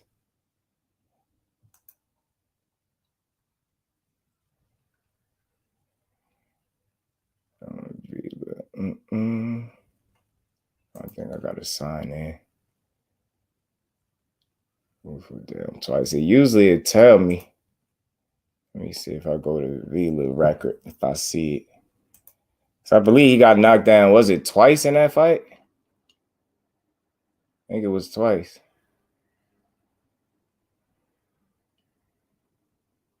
And I just think the fact that he ain't get his, none of the judges seen the fight for him was crazy. Strength and conditioning coach and new trainer, he always back from the corner to corner and you get into bad exchanges, but I still think Rashidi won. Yeah, I think that's what he did. I think he needed to be more active too, though. But I don't know. I think he had gas tank issues slightly early in his career too, man. But mathematically, 10-8 round and 10-7 rounds, a 3-point swing. At least Vila only needed 5 rounds to win. Yeah, and I guess you could argue and say, but I don't think he got 5 rounds, yo. I swear I don't. I'm with you, bro. Mav is right, but y'all think he got 5 rounds? I really don't. I don't think he won 5 rounds. He never said any fight. Really? I gotta look at that. I never really paid attention. It just looked extra obvious today. Now I'm saying that's what people tell me. Oh yeah, nah, my bad. I didn't score every round, but I wasn't outraged by Rashidi losing. I don't think I was outraged, but I thought it was bogus though. I did think it was bogus. I don't know. It's just like I just didn't see it, man. I didn't see this dude winning. Like, I really didn't. Then he got landed all them punches more than them too. That shit just bogus to me. 114 to 268, yo. 268, man. Man, yo. That's 150 plus punches more, yo. 154, something around it. Like, you get what I'm saying? That's a lot, yo. Damn, that's a lot. That's a lot of extra punches more than you, yo. And then just the knockdown saved you, like, and got you a win on all of, like, the one was a draw one card, and then he got the other two. That shit was crazy to me. That fight went 12. That fight went 12. Boo boo. Stop that, man. You thought Boo Boo was supposed to stop him? You saying a lot of people celebrate Rashid losing, maybe because they're Andre's cousin? Probably. Been 12 before, never looked that way in the 12th ever. Yeah, man, it was just the first time for everything. And dude, I think he made some bad decisions down the stretch while he was fatigued. The fatigue caused him to make bad decisions. He was put everyone down in every fight. I'm telling you, Jeff, he be dropping these dudes. He got good power. He's just not a knockout artist, bro. He just ain't 29-3-1. You know what I mean? He's no knockout artist, bro. Really ain't. Rashid, slow down. He had the issue with Sally. He was never active before any of these 12 rounders. That's how bad. Nah, he was truly gassed, yo. He was fight, but he was whooping. He was on dude ass, man. He fought a hell of a fight. From 6'4", solid 190. Yeah, Jesse Hart. Come on, got a chin. How many clean shots from Berlinga? Yeah, he got a chin. He just stopped this dude KO streak. You get what I'm saying? So I'm looking at him more so as of recently. In recent memory, he ain't been knocked out. So I don't feel like a damn non-knockout artist is supposed to knock him out. You get what I'm saying? Only knocked down last round, right? Two. It was like 2 or something like that. 2 in the last round. I think it was. There was 3 late, I believe, 10 and 2 in the 12. I thought it was 3, bro, but I could be wrong. It usually say it on the record to tell you, but it ain't saying it. I root for Speedy. Me too. We rooting for Speedy comeback, man. Salute to my bro Jay Gibson, TWT family. It was good, Jay. Yeah, man, I'm definitely rooting for Speedy comeback, man. The card was solid. I ain't mad. I just wanted to give people they just do. And, I think this is just in my opinion. I feel like Boots really should see if he can get the winner of Stanionis and Virgil. I really do. Unless those other 2 dudes work something out. Other than that, I really do think he should go after Virgil Ortiz or the winner of Stanionis and Virgil Ortiz, if that could even be made. You get what I'm saying? If people keep talking about it, I don't see why it can't happen, yo.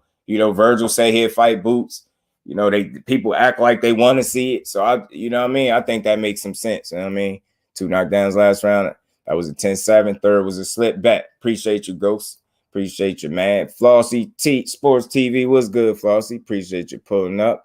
The way Speedy lost is hard to come back from. I really hope he gets the rematch and goes for a stoppage. Yeah, I mean, you could tell Teddy it bothered him mentally, man. Like that hurt him. Like he really felt like he won, and I did too, man. I get it. Knockdowns happen, but he didn't knock him out. So I just didn't feel like he did enough in that fight to win. Like that's like ignoring the whole 8 rounds or so, 8-9 rounds. That dude getting beat convincingly in every one of those rounds. Speedy was winning them, and this is like them championship rounds. Dude came on strong, man. I bet. Oh, they didn't rule it? Okay, bet. Really down early. Nope. So he couldn't. I feel like you hitting with clean, effective punches, but you're one being affected the most. The judges may consider the other fighters' punches more effective. Yeah, I get you. I think that's a possibility too, though. But you know why I feel like that's just like why that's always like unfair? Because it's like I hate when I hear commentators saying who landed the harder blows when you clearly got a big differential in power. You have like, you get what I'm saying? Like Virgil Ortiz and McKinson. Of course, Virgil Ortiz landing the harder shots. But do that mean that, the guy that can't punch as hard, shots shouldn't get credit? You get what I'm saying? From a judge standpoint. So I get what you say. I agree with what you're saying, because I think that's how they look at it too. And I also feel like people are prisoners of the moment. And what I mean by that is that lasting impression, that moment, those 10, 11, 12, them last moments where you're getting knocked down, I think that was fresh on these dudes' minds. I really do. I really, really do. Virgil ain't fighting Boots. He can feel it for Stanionis. Yeah, I would love it, yo. I love it. Cecil, what's good with it, bro? Appreciate you pulling up. I love it. It's the next rematch. He asked right after the fight. Behind the scenes, he asked for an immediate rematch. You just need to wait for suspension to stop. Yeah, because they do suspensions after the fights, right? Naturally, voluntary. I mean, mandatory, whatever it is. Boots would take it. I think so too. Yeah, I think so too, Fake. I do. I really do. Lost the whole fight already. He won and he got done dirty. He wants the rematch. He knows where he messed up. Yeah. And again, I'm gonna say this. You know why I feel like he could win this fight? Because the mistakes that he made late are things that you can fix. You definitely can fix. That's where I'm at with it. The things like where Boots lacked, and you seen his where he's not the strongest. He can improve on those things. It's not the end of the world for Rashidi. It's not the end of the world for Boots. It's not just yet the end of the road for Demetrius Andrade. He still got some left in the tank for y'all. Still got some left in the tank, y'all. That is key, bro. They have to learn how to stop doing that. Caleb Plant, I feel like is learning that now. That unnecessary movement will deplete your gas tank, bro. It really will. It'll deplete your joint. Thing is, we need to make it clear: is each round, is it worth 10 points? Round 11 and 12 did not have extra points. Yeah, I don't know. I mean, I just wish that they was more consistent with their scoring, bro. But Canelo, he went to his yo, yeah, man, he did, didn't he? If you get dropped bad, they suspend you. Bet. Appreciate that, T. I knew it was something like that. Because you know why that answered a question for me, because I think me and Ash was talking about it, like, why would you be looking on box recs? We see that a lot, and I think that's what be happening. Why people be suspended. It don't be nothing they did. It be, you know, like health wise, I guess. Like you ain't getting your ass back in the ring for a while. Right. I think yeah, definitely, Jeff, definitely. That's why Ghost said that. It probably say, let me see if it say it already on the resume. They don't be wasting no time. That should be saying it. Let me see. Let me see. Yeah, don't say it just yet, but it will. It will. They're gonna update it. Watch. It's gonna say it's gonna say he's gonna be suspended. Jay Miller, what's good, family? How you feeling, bro? Canelo fought. I'm claiming it. Yeah, tough fights lead to suspension. Right. Like as a safety measure, right?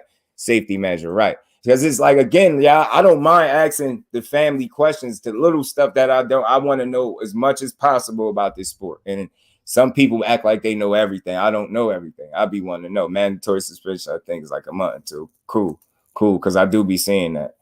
Maybe you can win a rematch. Sean, I really do, bro. I feel like the mistakes he made are fixable. It wasn't like he was getting destroyed and then got, you know what I'm saying? The fight wasn't even as close early on. He was constantly winning rounds. He was putting them rounds in the bank. I just think he exuded a lot of energy beating this dude up, and it cost him down the stretch. It really did. And this dude Vila, man, salute to him, man. He never stopped coming, bro. He never stopped coming. A couple of y'all said this was y'all upset pick. A couple of the family had mentioned that. A couple of y'all did. Some of y'all was right. Speedy back in April. Facts. Redemption. I got faith in him, bro. I got faith Speedy could pull it off. Y'all really do. It's either his coach corrects that mistake and teaches him, because Ella's still learning. But I did realize he's 29. Yeah, he can learn that, though. Because Caleb Plant just a bit older, and he made some adjustments. I feel like he can do it. He can do it. It's 2 years off. Heard him. Yeah, the 2 years off. Facts. Fate. Facts. Because it's like, no matter how much training you're doing, you still need to be able to put that training to use to see where you still need improvement. And that's why, just to make a quick point about the Boots fight, that's why that's a real positive takeaway. You want to fight that convincingly and still able to see where you need improvement. That's how you get better. He's not going to get better than where he's at if he continues to have it all his way and don't get tested. That's why I said it's pros and there's cons. There's things that you take away, far as from a critique standpoint, and then there's things that you got to explain that he did well in there, because he still did win the fight. You know what I mean? Facts. Falsey, too much moving, bro. Way too much for both Demetrius and Rashidi. Almost 2 years for sure had an impact. That's all I'm saying, man. Father time, inactivity. Think about it. I always say in this channel since I started, two fighters' worst nightmare, yo. Father time and inactivity. A combination of both is a recipe to get your ass beat. Like, again, y'all, and I know this is a much different fighter, different situation. The guy's older, but look at Lamont Peterson, y'all. Then he just get beat by a guy that was like 16 and 16. He got knocked out. You get what I'm saying?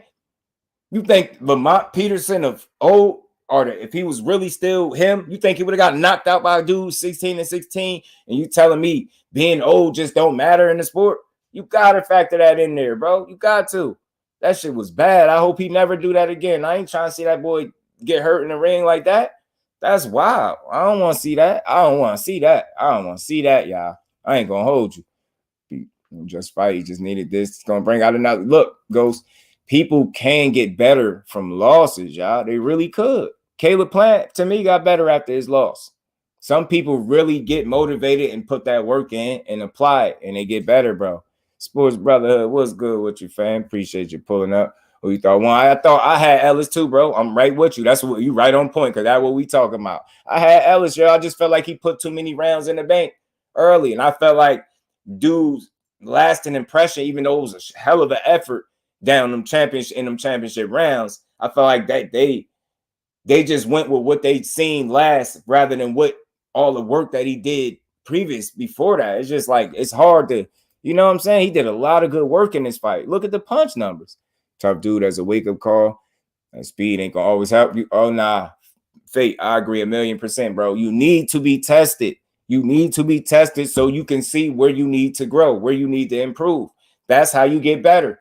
You get what I'm trying to say, y'all? You don't necessarily get better by it all going your way, because that's how complacency set in. And then what works against a certain level of opponent might not work for top tier. So you need those tests. You need these tests along the way. You need to be pushed. You know what I mean? You need to be put in uncomfortable situations. Get what I'm saying? So you can know how to respond if that shit was to ever happen again. Or I'm pretty sure Rashidi gonna watch this tape and he gonna know what he did wrong, bro.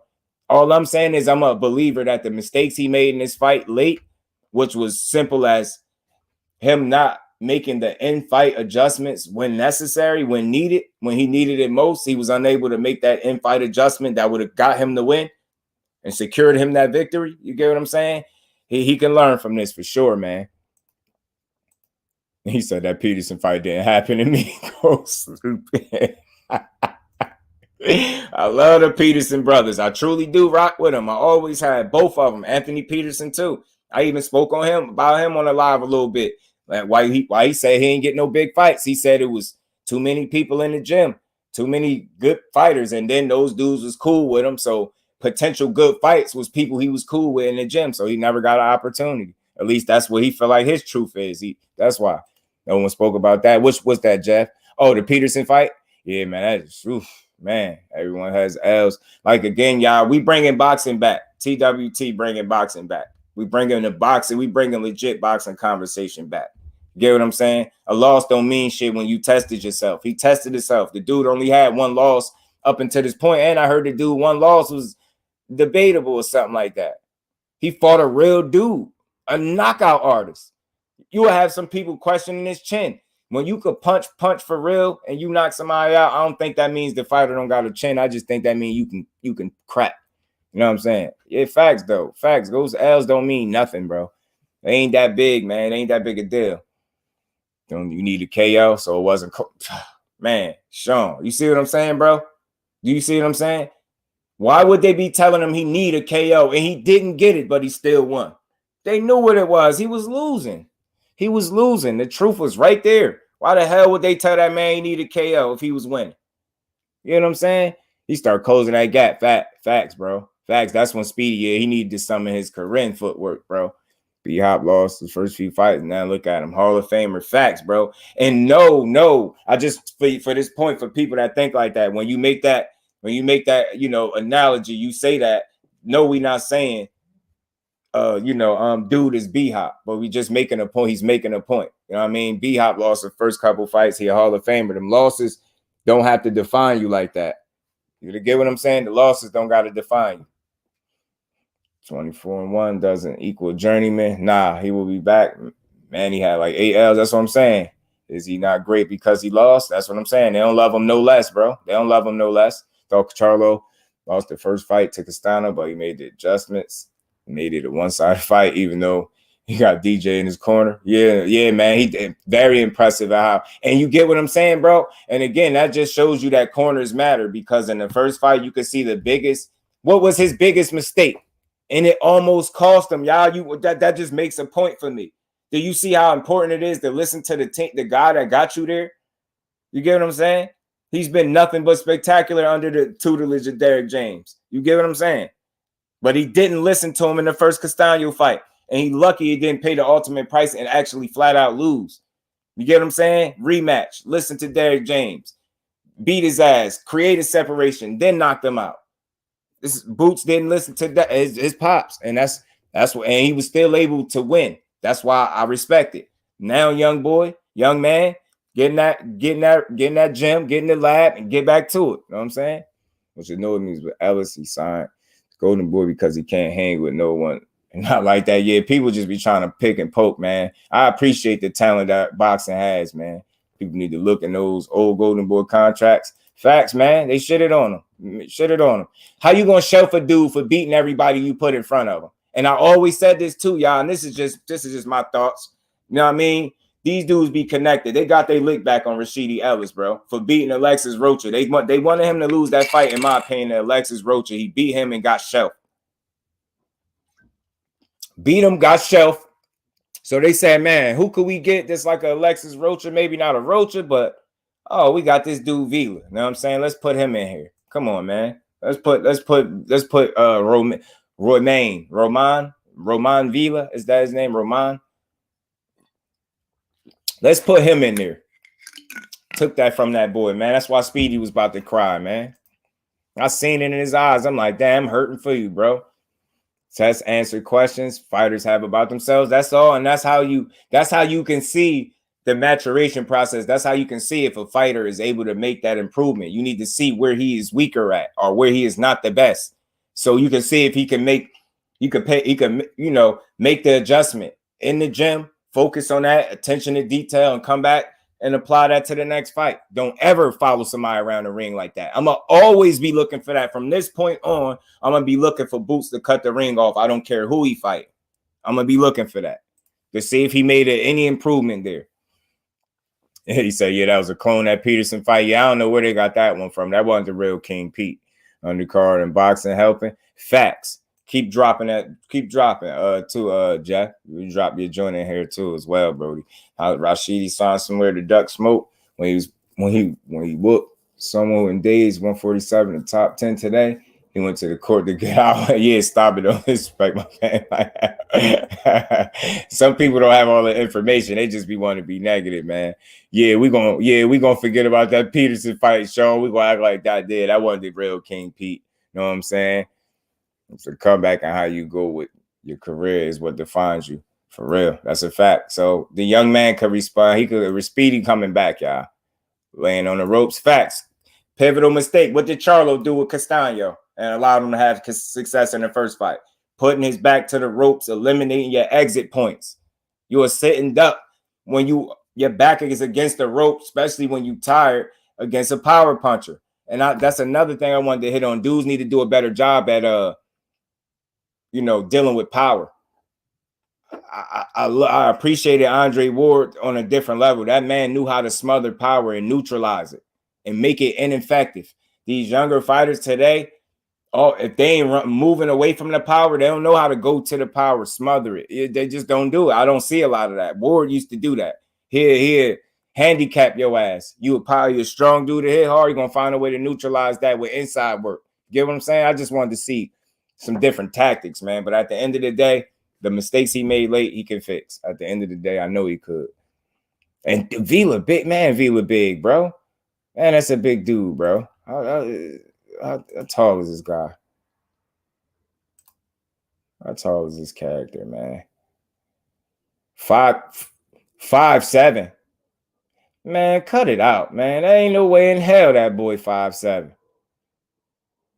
Man, whatever, bro. 5'7", my ass. And Speedy. Yo, they about to piss me off. I know I'm kind of late with this, yo, but I just thought about it. They got that man listed at 5'7" and Speedy at 5'9". Look at the picture, y'all. They standing right in front of each other. Dude, clearly the taller man. How the hell is he 5'7"? God damn, they be pissing me off, yo. Damn, why would y'all just insult our intelligence like that? No, they got Speedy listed at 5'7" and got this dude listed. No, they got Speedy. My bad. They got Speedy listed at 5'9", T, and they got Vila listed at 5'7". They wildin'. Yeah, they wildin'. Facts, yo. It's the other way around, yo. It gotta be. Gotta be. Speedy gotta be about 5'7". Shit. Dude, big as he clearly taller than him, bro. Lipinets was a good fighter. I don't know how they saying Boots fought trash. It's because he walked through him so easy. Yeah, he, size played a factor. I'll give him that when they say Boots was a lot bigger than him. I'll get him that, but he's just more skillful than Lipinets, too. We being honest. Lipinets ain't trash. In order to be trash, don't you at least got to lose to a trash fighter? At least? You get what I'm saying? If you ain't never lost to a bum fighter, how could you be trash? Who he lost to? Mikey? Boots?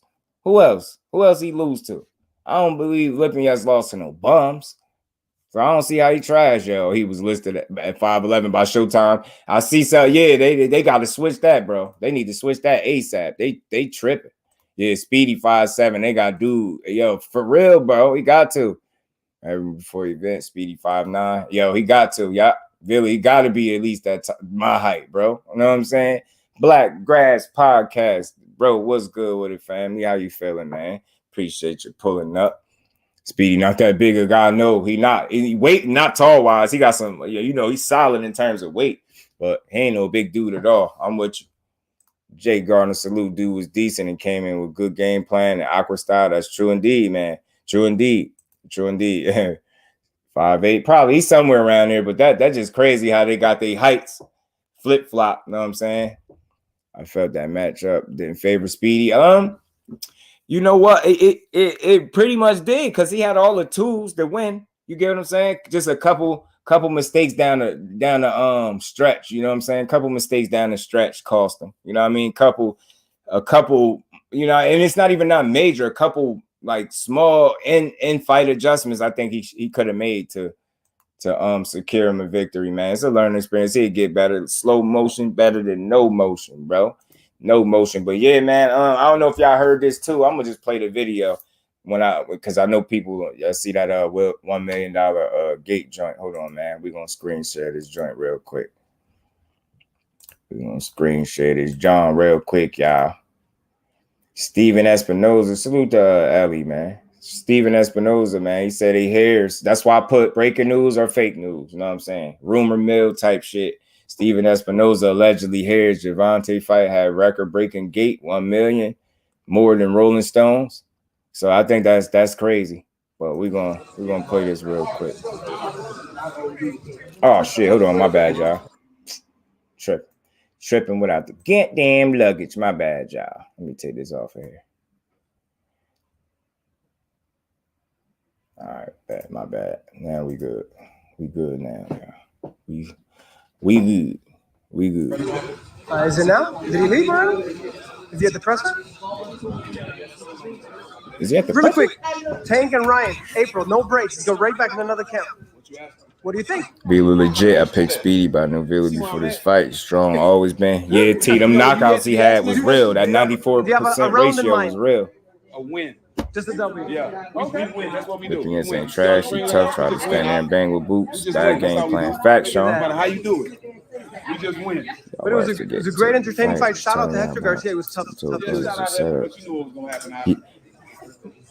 Yeah, he pauses 2 seconds. Yeah, Ghost, you was comparing him to Maidana, and I can see why. Maidana-esque. Not exactly Maidana, but you got some similarities there for sure. He definitely was tough as shit. And then how do you like the ring walk? Everything was really cool, on point. Oh, appreciate it. I didn't know what I was doing. I just walked. So I tagged you. Cool. I got a little video put on my Instagram. You can repost it. Yeah. I got you. Over there.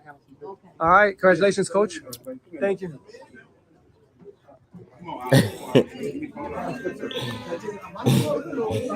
I believe he said blood. Steven Jackson. I believe the gate, the attendance was 19. I get something like that. Word. They're gonna talk about it. And again, I ain't want to make it up and make it sound like I'm misleading somebody, but I forgot to even talk about this. What a great night. Yeah.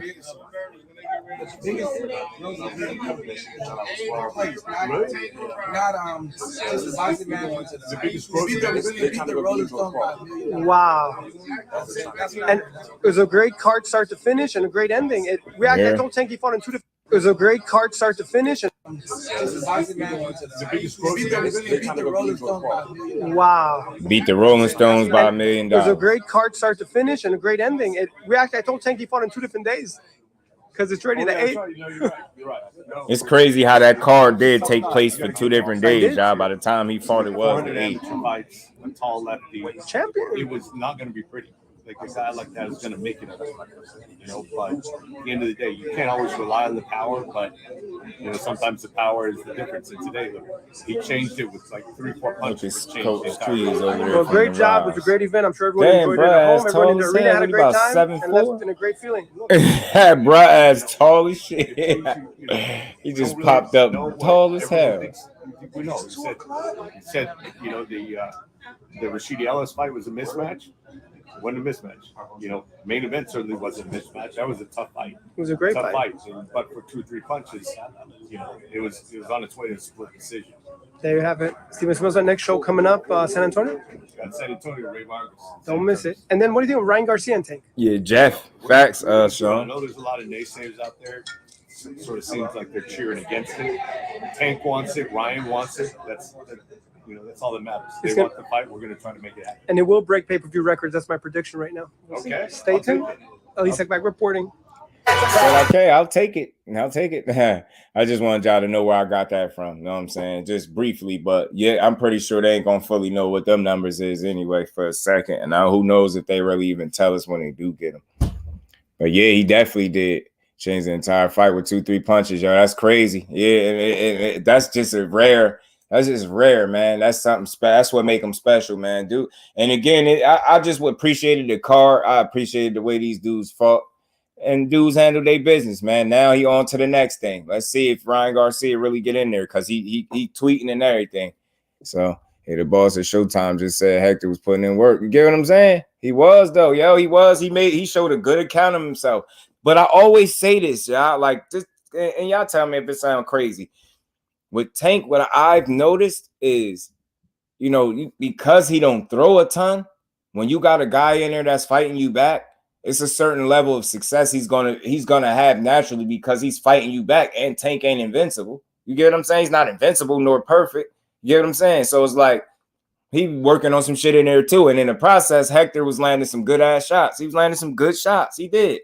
But the way people be making it seem like he be getting touched, it's like, yo, soon as he get hit with anything, because the dude ain't fast, it's like, so he can't land no punches, bro.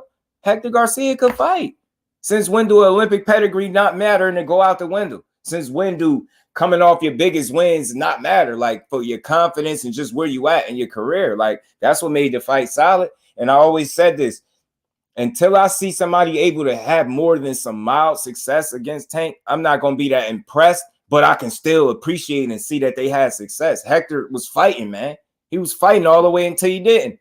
He was fighting the whole time. Hands wasn't in his pockets. He wasn't scared to throw back. He was fighting. And that's why I appreciate him. You know what I'm saying? But I always say this. I always look at, like, when you look at the full, the totality of the fight, right? The entirety of the fight. And you just think about the work that Hector Garcia did, you would say it was cool, but unless you hurting that dude, that shit is only just stalling time. Like, it looked good. I can still respect you as a quality fighter. But if the only thing you able to do is just land some punches, you ain't doing shit different than the last 20-some dudes he knocked out. You're not doing nothing no different. You having your mild level of success because you're a real fighter and you fighting back. You in there with a guy that just don't throw a lot. His volume is low. He throw like 13. I think it's like, is it 13? He throw 13 or more punches less than the limit, y'all, per round. The dude really just don't throw a lot of punches. That's just who he is. I don't think we ever start seeing him throw a bunch of punches. I just don't think that's his makeup. And I think because of that, he understands himself well. Like, I don't think he chases the knockout or relies on his power, but he does understand that he has that shit in his back pocket. If push come to shove, all he got to do is try to flip that switch and create that opening. Those punches, that fight doesn't get ended when it does if Tank didn't flip that switch. And, you know, maybe the stopping the action, that pause in the action charged him up enough. But did y'all see how he stepped up to, you know what I mean, Hector Garcia and was basically like, you know what I mean, yo, let's go. Like, Let's go. He was talking to him, and I seen a switch, and he started really going for it. And that's dangerous. Think about it. Think about if he actually threw a lot of punches. Man, punching the way he do, you know what I mean? We can't have it all. That's just not who he is. So I think dudes, as long as they credible, you know what I mean? I think it's a certain level of success that they're just going to have, and people going to have to deal with that. Like, I don't overstate it. You know what I mean? You don't want to be in the 10th rounds, but I don't think that was the case. The fight was competitive because he's in there with a guy that's trying, and you got to just give him his credit. Hector Garcia came to fight. He ain't come to lay down. You know what I mean? They said people feel like he quit, though. You know what I mean? A1 Hoop Zone. TWT, brother. What's good, A1? What? Go ahead, baby boy. Go ahead. I said Hector was doing good. They called me a hater. Yo, no, man. That's a real assessment. To say he didn't do good that's hating. To say he didn't do good is hating. You know what I'm saying? But there's nothing wrong with that. That's not no hate. That's a real observation. He was doing good. Know what I mean? I'm pretty sure Tank respect him as a good fighter. He was doing good. He's just, he ain't do nothing outside of the norm. He landed some good body shots. He landed some good shots, period, yo. It was a good fight for as long as it lasted, yo. And that's all I'm saying. He's not going to be invincible, y'all. He get hit. But if you look at the numbers, he don't get hit as much as what people make it seem. But he get hit. He gets hit. You know what I mean? So it was just a good fight. He was in there with a dude that really was fighting back. And that's all. I appreciated it, bro. He was fighting back. Tank is not acting up. Ryan is a real shot at beating Tank and also strong enough to KO Tank, but Ryan might get emotional in the trade with Tank on the inside. Tank is liable to KO Ryan. L Trent, salute, fam. I ain't mad at that. I don't want to say he's not active enough because I don't think Ryan throws a ton of punches either. You know what I mean? But I would suspect he's busier than Tank, right? But and I get why you could say that. Like, you want to be mindful. You're trying to be fair to the situation. Like, you don't throw a lot of punches. He just don't. That's not who he is. But I think who he is, too, is a guy that understands once I start hitting you, them shit's going to feel like you've been getting hit a lot. You get what I'm saying? Just think about it. Like T just said, like bro just said, he pretty much just changed the fight with 3 punches, yo. So I think this shit just a little different when it comes to him. The average fighter, if that was the case, like no volume like that, I think that it'd be much harder for them to win. But I think because he just got God-given power, like he's going to be able to get by without throwing a ton of punches now. It can be more difficult for him to win against certain guys, but that list of people, in my honest opinion, is short. It's a short list of those dudes that can really push him and test him in that way and make it difficult with the style that they have.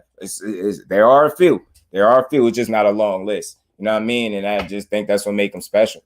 Random. Big Shot Shaw, the favorite. Oh, that's dope. Well, that's what's up, man. I'm staying tuned to that, bro. I'm staying tuned to that. I want to see that. I want to see how he handles business from first round to whenever that fight ends. I need to see it. Sure, the fighter's styles to lure you in, trading with him rather than working his way in. It's his style of fighting. Everybody can't do that. You get what I'm saying? It's something real special about the way he do what he do, man. You get what I'm saying? So you get tired a little quick. Remember early, he had gas tank problem. Who that? Which one you talking about? My bad, too. You talking about?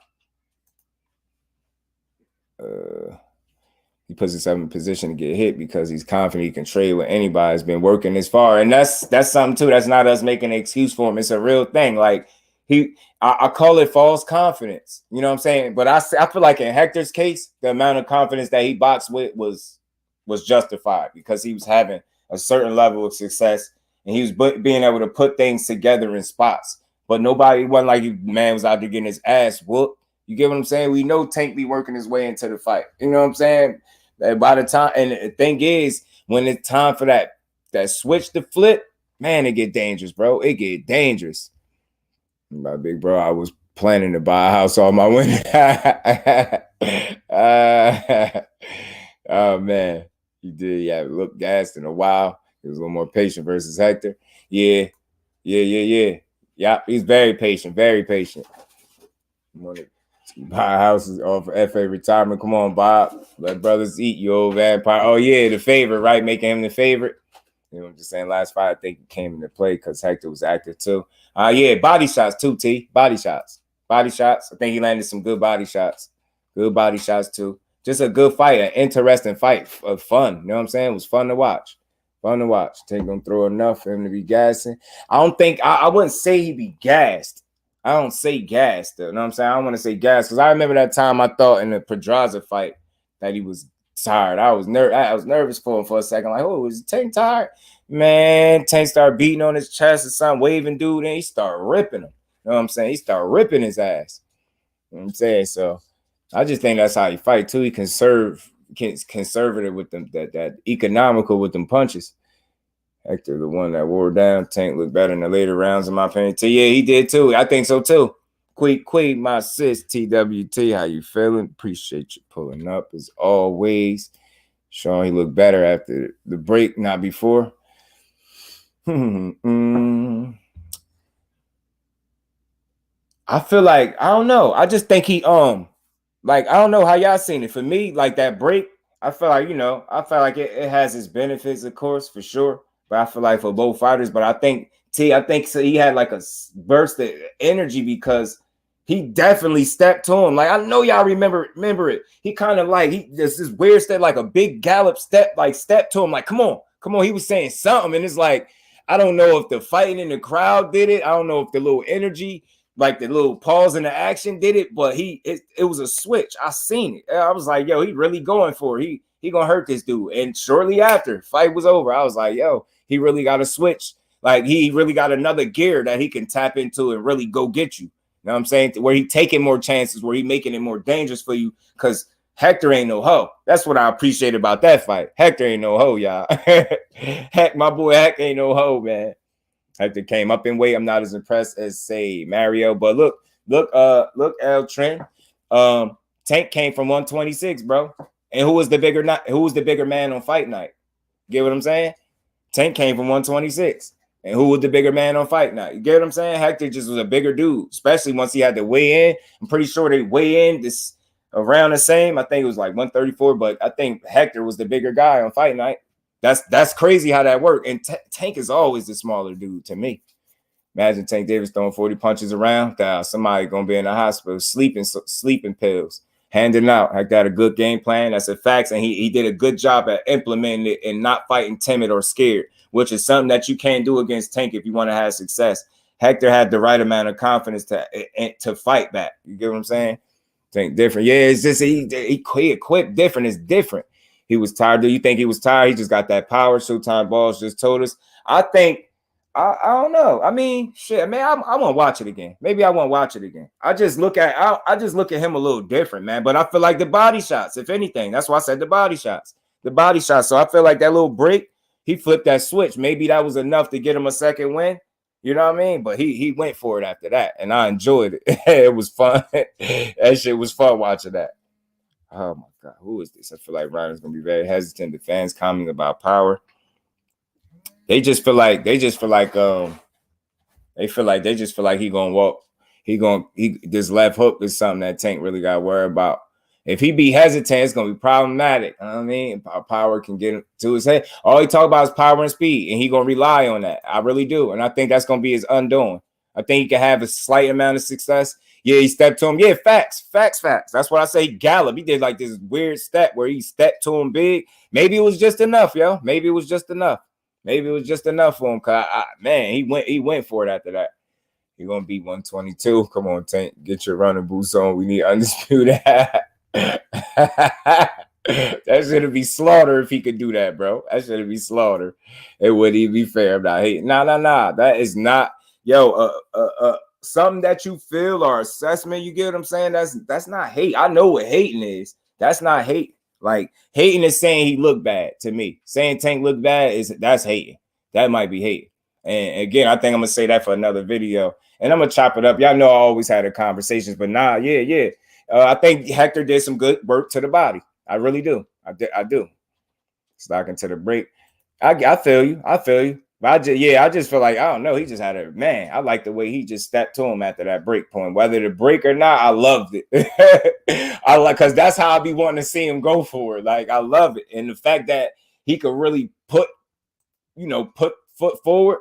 Yeah. In fact, we with you. Everybody sees something a little different. You feel like the break was like you felt like the break was beneficial to him. For me, I feel like it could have helped both of them. You know what I'm saying? And I get it. If somebody felt like he was tired beforehand, right, and you get a unnecessary break in the action, I could get why somebody could feel like the break helped them. I don't have a problem with it. That's the thing with me. I could see somebody else's perspective because I could make logic out of it. I get it.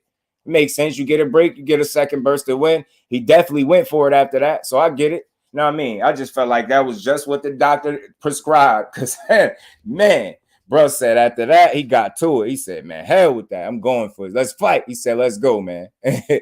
Real chance because of his blinding speed and his reach. He needs to keep a good distance and just box and counter. Ryan is young, and he might get emotional and trade open. Nasty KO. Yeah, that's possible. Look, Ryan's speed is real, but he's very inexperienced. Like the things that I hear people, like the things that people have confidence in with Ryan Garcia are just physical. That's athleticism. His speed, a quick left hook. You get what I'm saying? I outside of the speed, power, and left hook, I ain't hear nobody say nothing else about how Ryan or why Ryan could win. And it's all good. This is just a conversation. So don't to nobody take this personal. For me, when I hear that in common, they say his speed, his power, his left hook. You get what I'm saying? And I'm like, I get it, because I feel like his speed is real. I feel like he got real power. I feel like speed is power, right? I feel like his left hook is one of his best weapons. But I feel like if that's it, then he's limited. And I'm not worried for Tank. And on top of that, we seen Tank take a good shot. But you seen Ryan take a shot from a dude that can't punch. You get what I'm trying to say? So he got the height, you know, in terms of, what is he, 5'10"? Yeah, he's 5'10", and Tank is 5'5" and a half, so he definitely got the height advantage. But Tank got like a, what is it, 68, 69-inch reach? Something like that? Something along those lines? Let me see.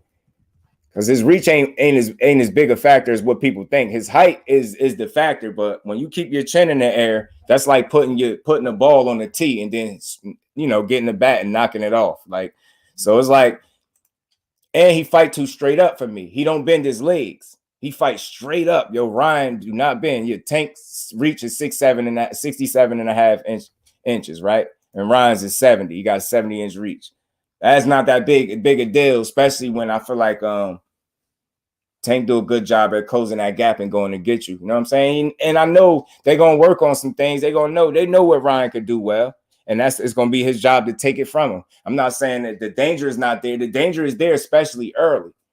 The danger. But I don't see too many scenarios where Ryan Garcia just catch Tank with a hook or something and knock him out, because I've seen way lesser opponents make it.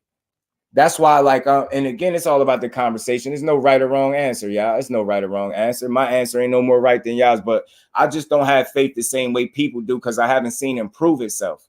I haven't seen it. He's very immature when he fight. He fight too straight up with the chin in the air as well. He don't bend that much. You know what I mean? He just fights straight. You get what I'm saying? And then I think he relies too heavily on his speed and his power. You get what I'm saying? Like, you never hear him tell you skillfully what he's going to do to beat somebody. He just always talk about his speed and his power. And I'm like, yo, that's athleticism at the elite level. You're going to need to take some skill with you, bro. It's cool to have speed and power. And it's boxing, so anything can happen. Speed and power is a great thing to have. But how much skill, how much experience, how mature are you when you in that ring? You get what I'm saying? He got a real immature approach. When he can't knock you out, he look very pedestrian.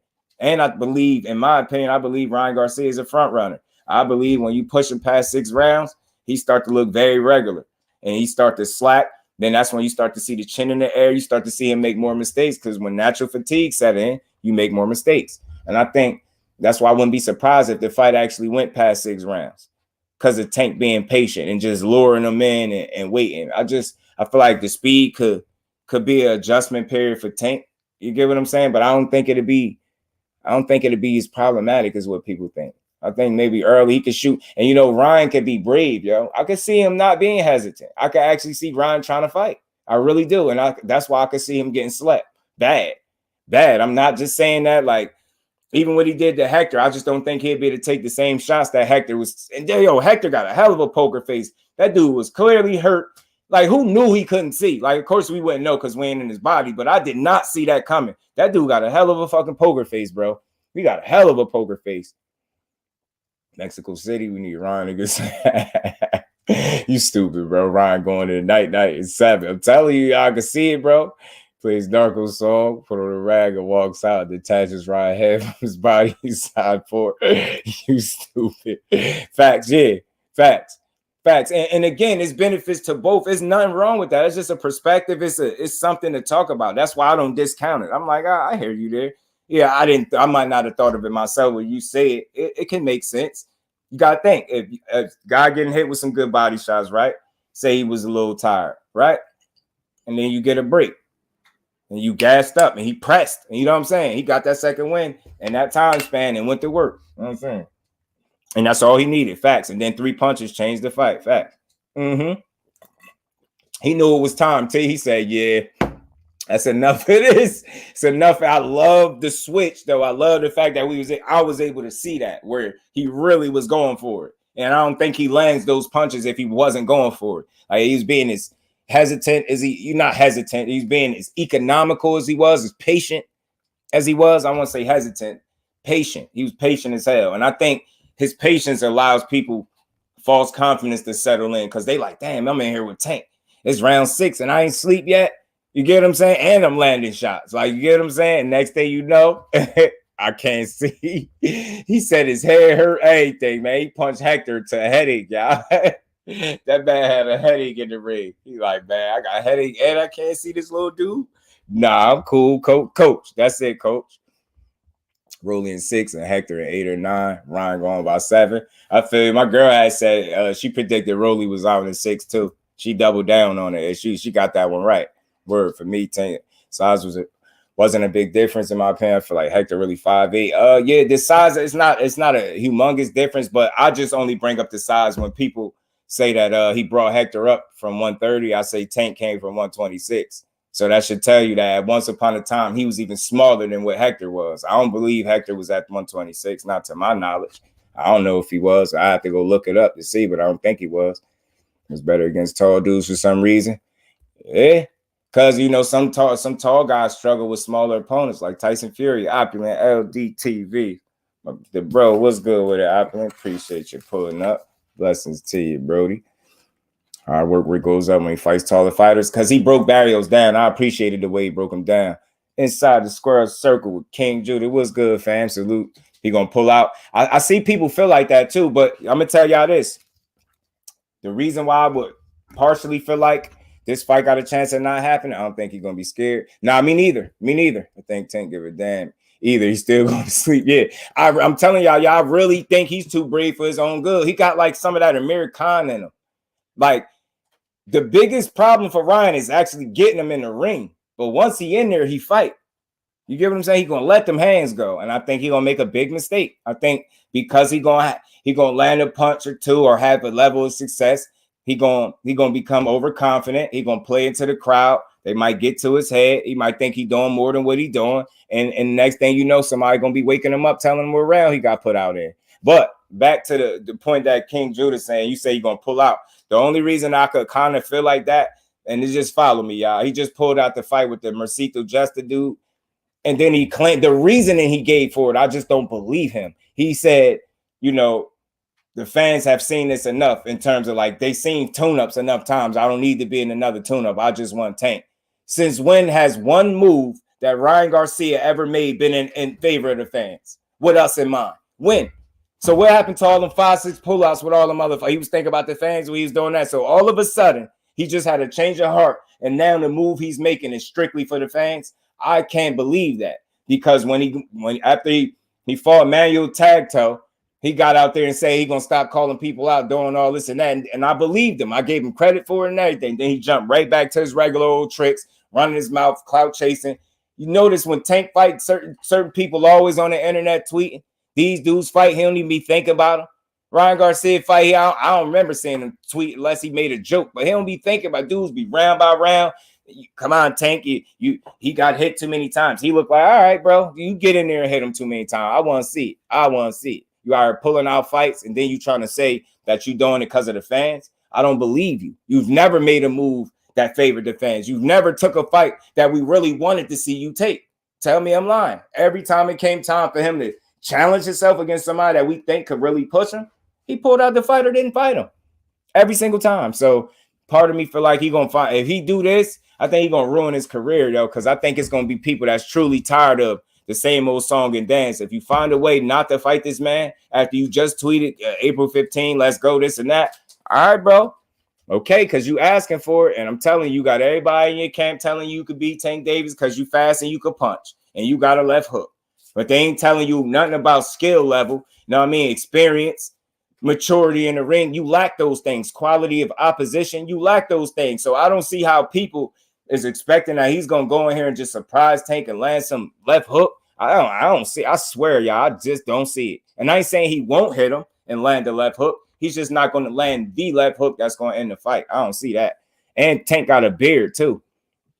And if Emmanuel Tago could survive, if what's his name, Jason Velez could survive, and it's a couple others because he ain't got 100% KO ratio.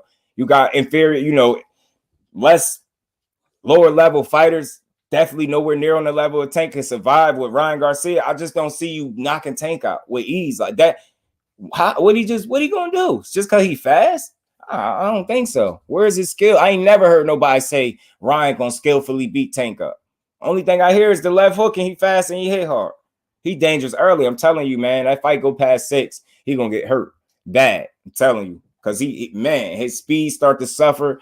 His punch placement lack, all that shit. He started to have a chin in the air. He already straight as hell, and then he too brave for his own good. Sometimes he just be in there with dudes that are overwhelmed with his speed and power. So a lot of times when he punching, they're not punching with him. Tank is a great counter puncher with cat-like reflexes. Look how he caught Rolly. I could really see him catching Ryan with a similar punch. Don't let it be no uppercut. Somebody gonna have to scrape him up off the mat. Tank land one of them uppercuts.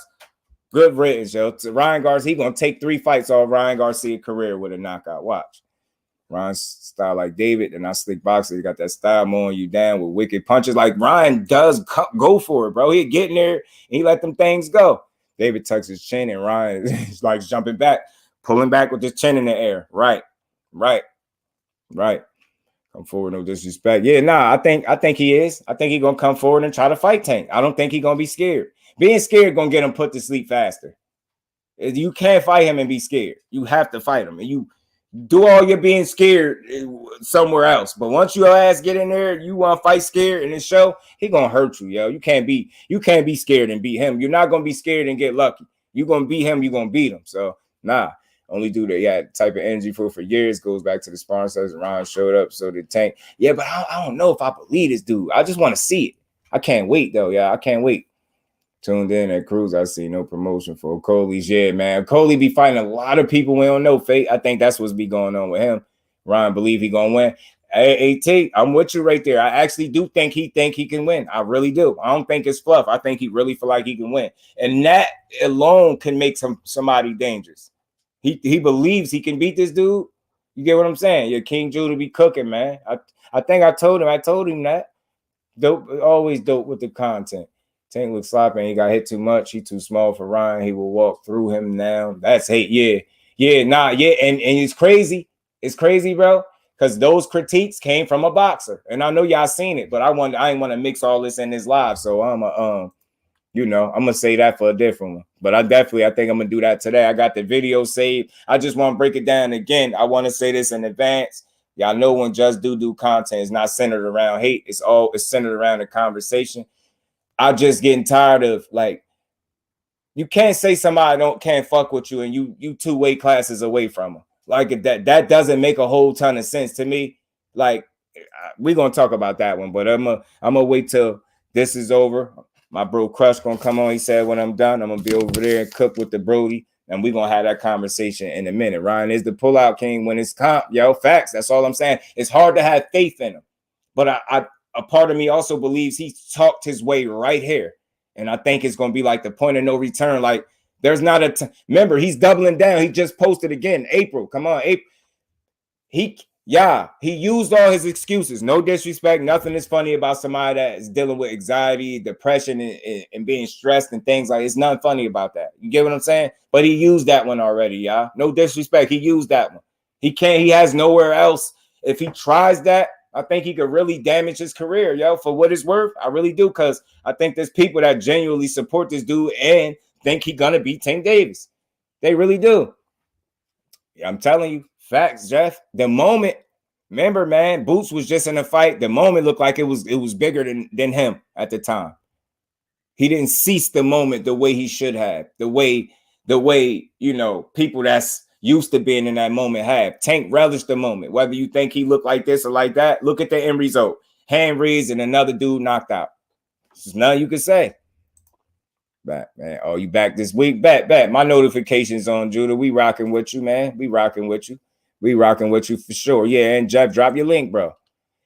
So he could catch it. Ryan did a whole press conference during the fight saying he's not going to cap no more. You get what I'm saying? And then you right back capping. So it's like you pulled out of a fight when I think it makes sense for you to stay active.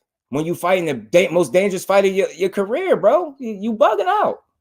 I don't think that makes sense. You got Oscar De La Hoya talking about, if it was me, I would have definitely taken the fight. But, he's it takes a lot of balls. Balls is going to get you knocked out.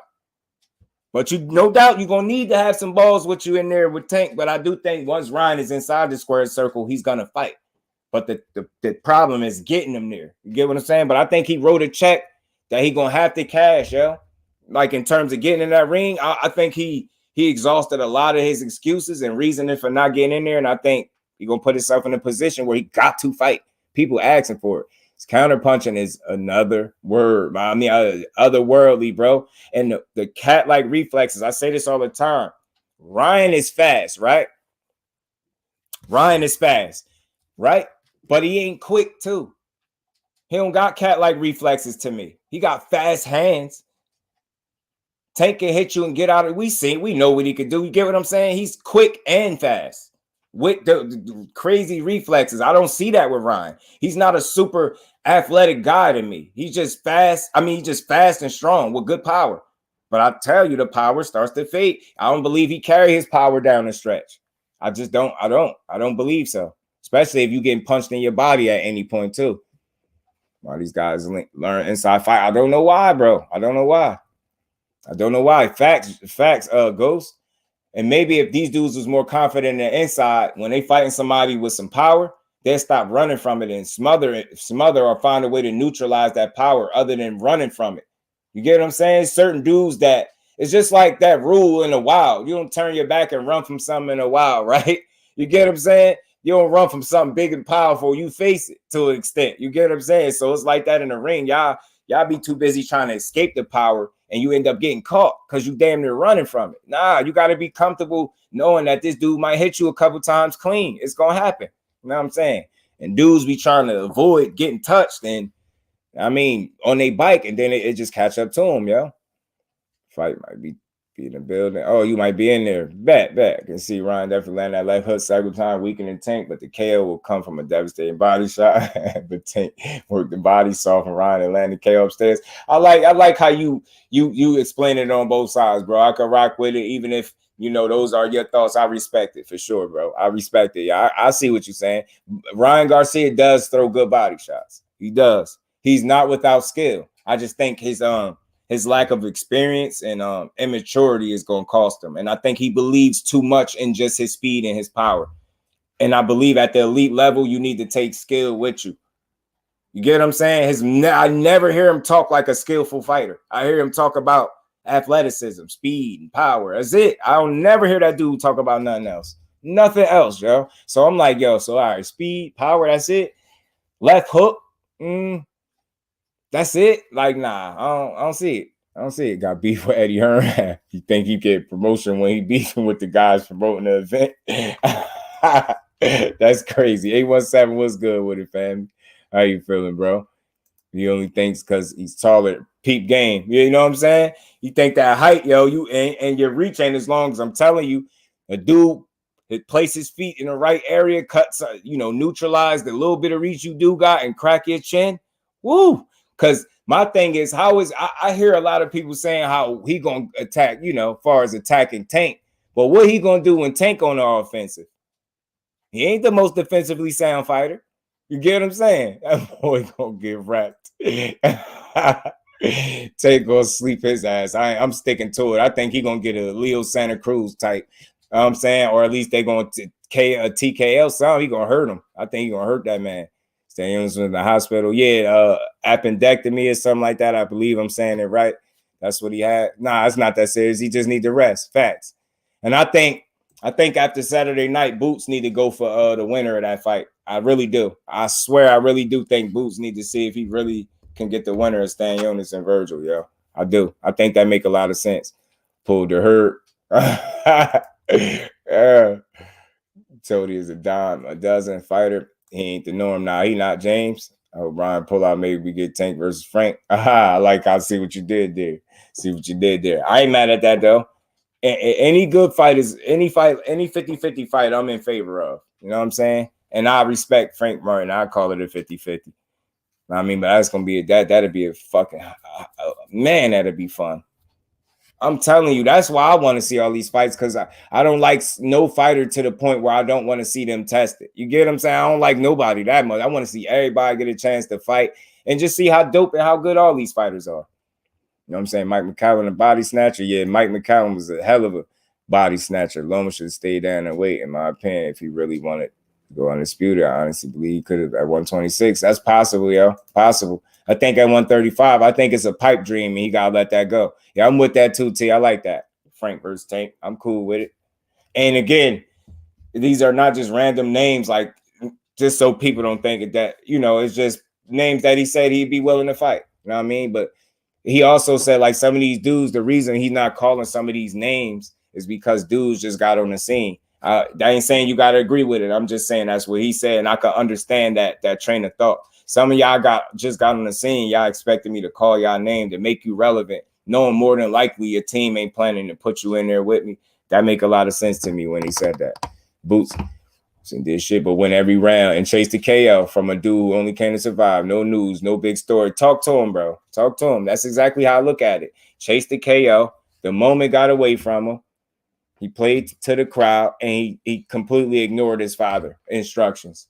And I never seen him do that. That's, if you could still do all those things, you know what I mean, and still win, I'll take that win. But you know, those are things that he can, you know, improve on and get better. You know what I'm saying? I hated seeing him not listening. I hated seeing that. It was cringy, like not seeing him listen. You know what I mean? I'm like, yo, you letting the moment get away from you, bro. Letting the moment get you. See, Tank knock off Ryan. Yeah, me too. Cause he been clout chasing him for years, and I feel like he been needed in that. And I'm telling y'all, yo, Tank and Ryan fight. Tank knock this dude out. They're gonna mess around and be cool. Watch what I tell you. Ryan, one of them dudes you got beat up maybe for him to stop speaking your name. I think that gotta happen. I think Tank beat his ass. He gonna stop speaking on Tank. They're gonna mess around and be cool. Watch. Tell me. I ain't gonna sign it. Yo, he really punched vision out that man. I'm legally blind. Yo, Hector say his head hurt. He could see. I said, damn.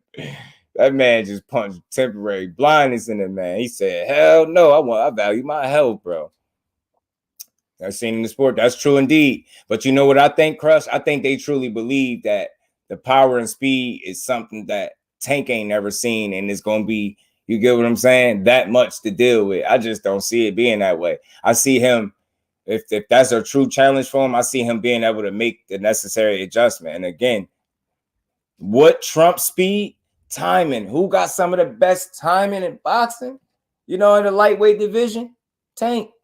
So when people, that's why for me, y'all, when I hear somebody yelling about his power or his speed, mainly his speed, I'm like, yo, timing trumps speed. I got taught that the hard way when I watched my boy Sugar Shane get beat up by Vernon Forrest twice. You get what I'm saying? Sugar Shane was damn sure the faster fighter, but who had the better timing and who won twice? So again, when people say power and speed to me, I'll be like, you can't speak what his power is when you got dude is down there decapitated Leo Santa Cruz. You get what I'm saying? Like, you can't say, I don't care about Ryan Garcia power. I don't care about power when Tank did this to a grown man. You think I care about Ryan Garcia power? I ain't, as hard as Ryan Garcia hit, I ain't never seen him do this to nobody. I ain't never seen him make a grown man take a nap against his will. But they keep telling me about his power. I don't care. I don't care. That man is sleep, bro.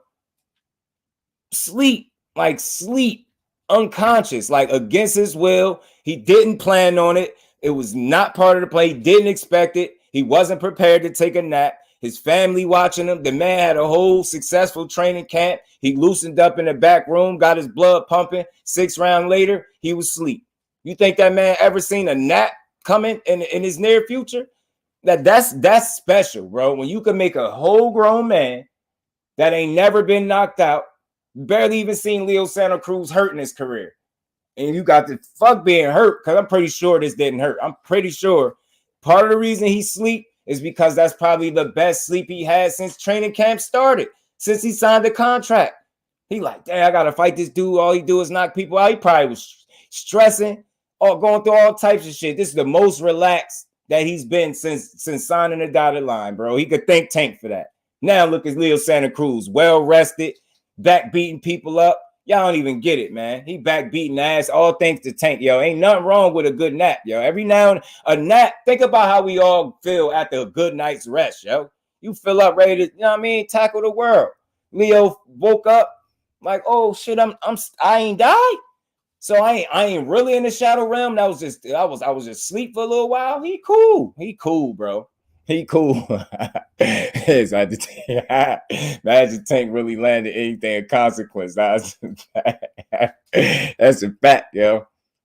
Yeah, facts. Your team lying to you. That's bad. Adolfo, okay. I don't know. You probably ain't catch. I did a live. Eddie Hearn claims he got a three fight plan for Anthony Joshua. The first fight is to fight somebody in the top 15. The second fight was supposed to be Dillian White. They were saying in the stadium fight, Dillian White or Wilder. The third fight was supposed to be Tyson Fury or Wilder. They saying the plan is to make him a 3-time heavyweight champion by 2023. But that's a lot. That's a lot. That's a lot to do. Okoli versus Makabu. That's who he fighting, bro.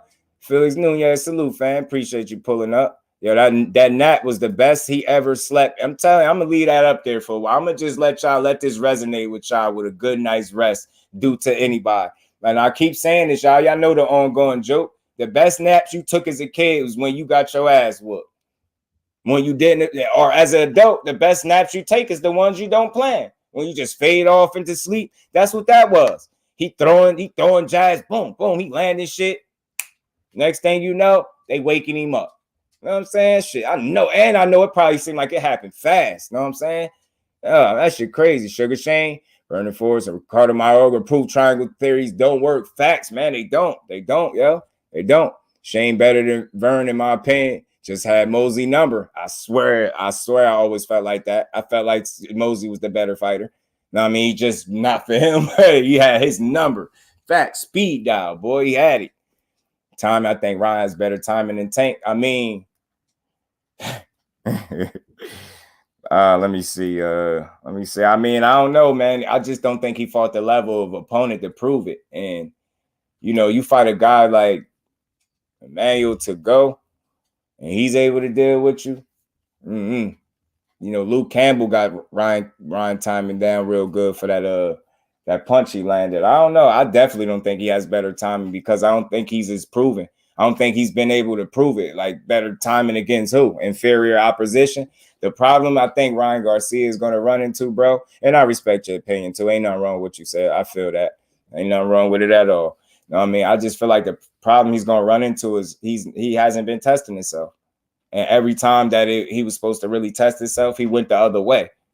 He's tucked his tail when it been time for him to step up. So now, not only is he going to step up, he's going to step up against the most dangerous puncher in the division or one of the most dangerous punchers in boxing and beat him. You get what I'm saying? It's saying, not saying it can't happen, but it's expecting like some shit that we ain't never seen for this dude to just conquer. I think that's a lot, yo. And that part of me was making me appreciate you, Crush. That part of me make me feel like the fight is not going to happen for that reason. I think somewhere along the lines, like if they clout chasing, I'm going to crucify this dude. And I ain't never talking about him again. If Ryan Garcia don't fight Tank, and he find a way out, I'm going to crucify him. I'm never talking about him again in boxing unless he fights somebody credible. Or it's going to be and I don't even want to tear him down because that's still a go against my message. But I'm going to hold him accountable and I'll never speak on him again. I'll never speak on him again. Never. And Cruz one year, but I do see Shakur in a good fight. I hope we get to see that. I just want to see him tested. I want to see him first get a fight at 35 so we can start shaking some of these good fights. Win, lose, or draw, I'm rocking with all these dudes when they fight each other, bro. You know what I'm saying? Yeah, what time you going on, Crush?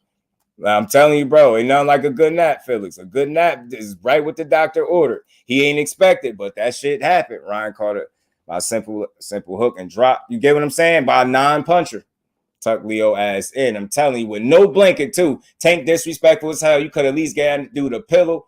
Well, I mean, the corner of the apron, that was like a pillow. He ain't give you no blanket, though, but he definitely tucked you in. Yeah, tucked him all the way in, man. Do word a video of Stephen saying 2 or 3 punches changed the whole fight. Oh, you want me to play it? Facts. He had peace, yo. He had peace. That his pamper changed and finished the press bottom. Tell him, bro.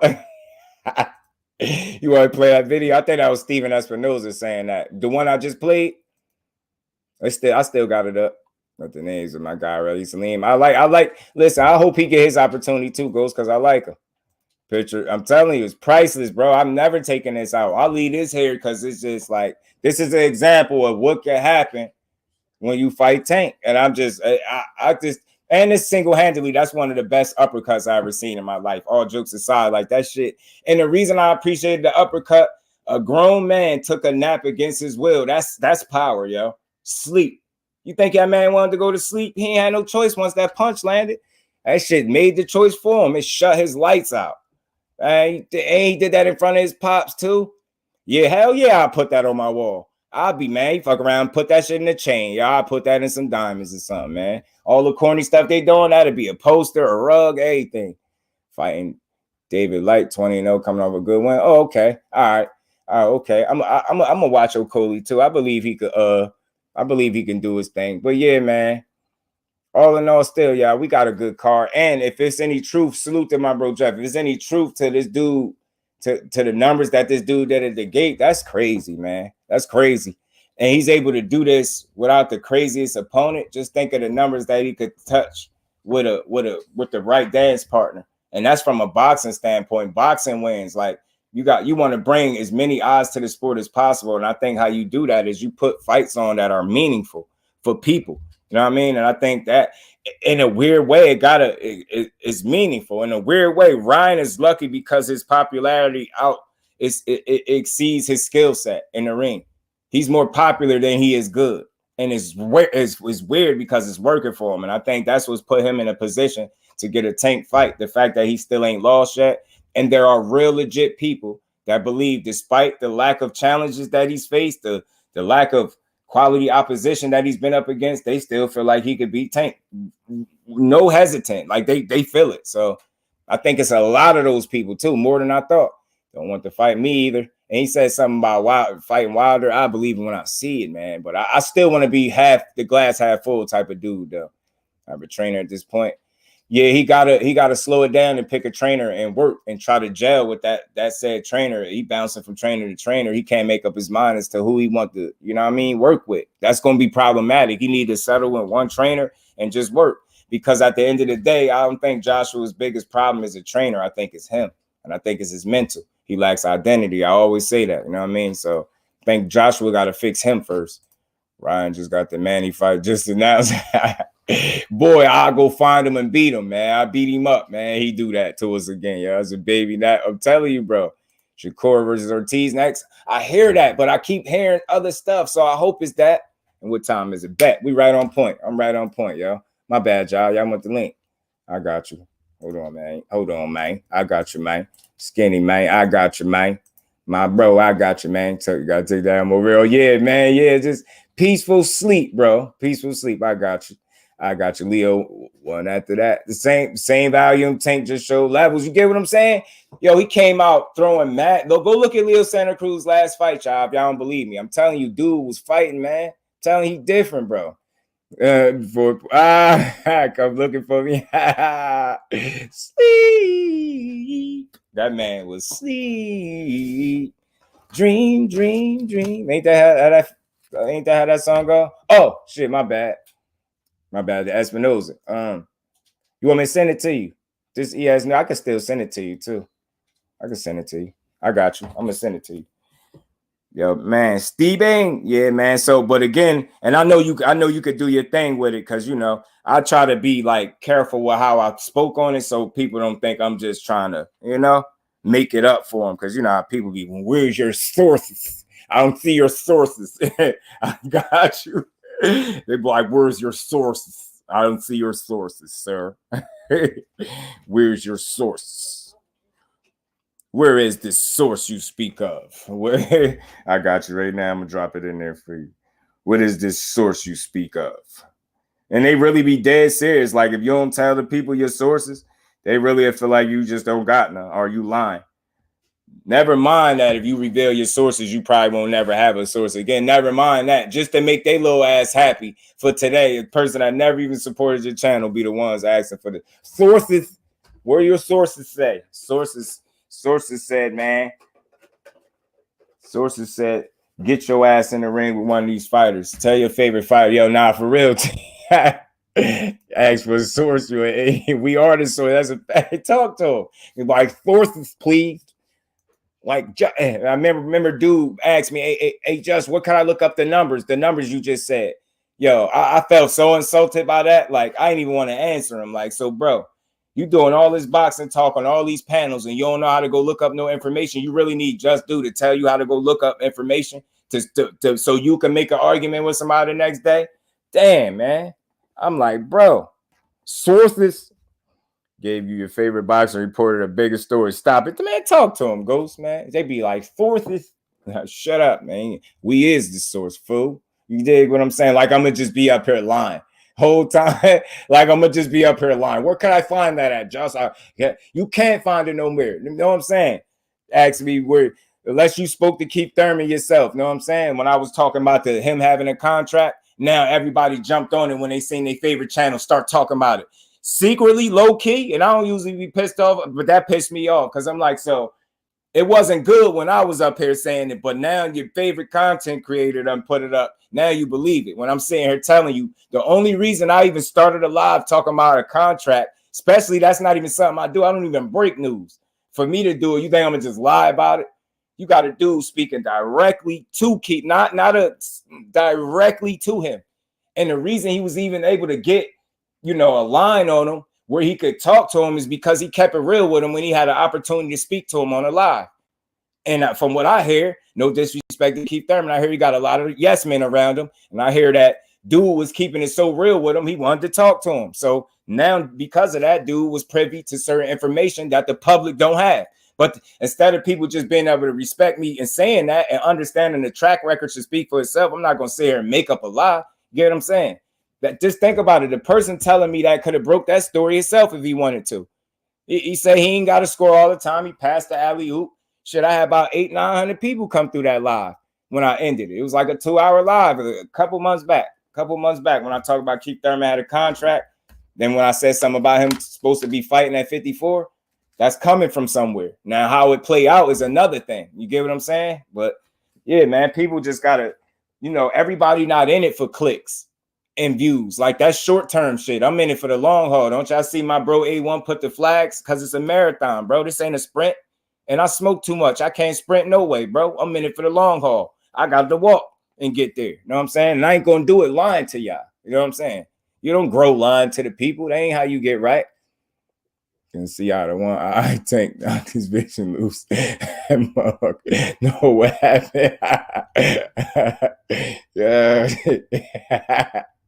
Oh, my bad, y'all. I missed up. Nobody gonna talk about it. Clarissa couldn't see for a few rounds and still went out there and won her fight. Boom! I almost forgot about that, bro. Yeah, she did. She did, man. She did. We love Cece. She couldn't see out of one eye. Yeah, she said she couldn't see when Marshall hit her for a second. BC, my bro. What's good with it, Brody, bro? Appreciate you, man. Pulling up as always, my bro. She finished the fight. Yeah, she did. And he quit. Bill was on the way to Aussie too. Shit. Oh man, yeah, I'm stupid, man. But yeah, man. So again, let me just to wrap up, because my bro about to jump on and it's right on time because I don't want to go over too long. Where we see if the $1 million doing $1 million more than the Rolling Stones at the gate or some shit like that was accurate, that's dope, man. That's dope for boxing, not just Tank. That's dope for boxing and everybody that was a part of that card. That's where I'm at. Like I love to see wins. I don't not only like to see fighters win, I like to see boxing as a whole win. The better space that the sport is in, the better content that we had to provide for y'all. You get why I don't come up here to complain, because it's like, you know what I'm saying? We get the right event, we support this shit the right way, and that would show exactly that. The reason why I'm hoping that $1 million gate story is official, the reason why I'm hoping, because that's a win for boxing, y'all. You get what I'm trying to say? That's a win for boxing. That shows that when they give us a card that people are interested in, we gonna support it. That shoots down the narrative that we don't support our fighters. You get what I'm saying? And I'm all about supporting the fighters and bringing as many eyes to the sport. That's how we all win. Get what I'm saying?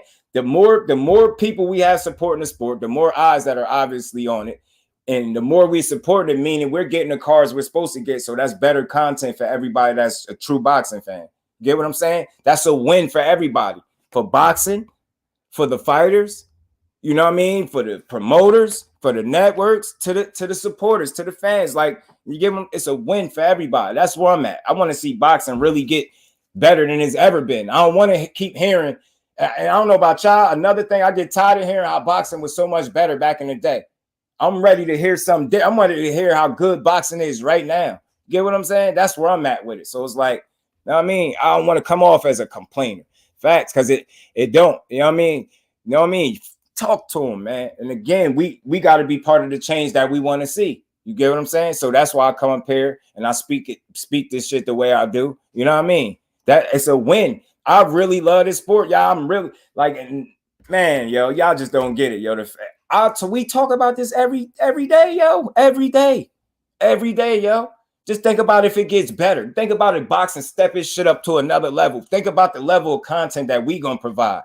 When we already provide dope content, when they're giving us shitty situations, you know what I mean, to speak of. We got to damn near guess who gonna fight next. And we still be on point, right up here cooking, because we really care about the sport. That's my favorite, most watched sport, y'all. And my favorite this is the reason why this is my favorite sport, because you can't play it, bro. You can't play boxing. I'm gonna always love this shit for that reason. That's why I'm always looking for a reason to love this shit, not hate it. People be mad. I be mad too, bro, but nah, it's a lot of stuff that we could, you know what I mean, really enjoy. Liam Smith beat historic Chris Eubank Jr. Ain't they gonna fight? They gonna fight, ain't they? Adolfo, I think they gonna fight. Get what I'm saying, T? Like, let's win together, man, and let's win enjoying this boxing and having the best conversations the tube got to offer. I always say, outside of the actual action that takes place in the ring, where do boxing live, y'all? On YouTube. Where else could you go where there's somebody cooking every single day? It ain't a fight every day, y'all. It ain't a fight every day, but we're gonna be right here cooking every day, man. That shit takes some dedication and commitment. It take you to be creative, dope, clever, and you truly got to care about what you talking about. TWT rocks with boxing. You could tell by how we deliver our content. We there, Crush. I'm on it. I'm wrapping up now, Brody. We there. Man, I'm telling you, that's a fact, bro. I got to do that. Y'all gonna trip when Errol fight Virgil. T about to go cook something up real quick. You know how he do. Yo, that should be crazy too, though. That's why I was saying. But if Earl is to be able to get the fight that he wants, I'm happy for him. And that's a win again for boxing, not just for the fighter, for boxing, y'all, right? And then we might see even better fight. You get what I'm saying? You know what I mean? Maybe Boots and Virgil. Maybe Earl and Crawford. Maybe Earl and Verge, like bro saying. That'll trip us out. You know what I'm saying? But it still would be a good fight.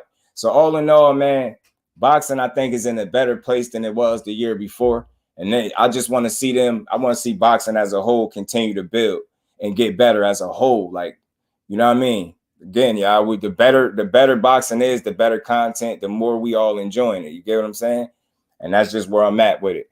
I do think after Saturday night, I don't feel no differently about Boots. Actually, I do feel a little differently about him. I actually rock with him more now, because now that he looked less, he looked human Saturday night for people. Now it's kind of weeding out who was the man fans. You see why I don't call myself a fan, y'all? Because the same people that saying Boots trash is the same people that was rooting for him. You know what I'm saying? Talking about how he was knocking everybody. Those are fans. The first time a fight don't go away, you supposed to. You throw him under the bus, then you off to the next dude that's knocking people out till he don't.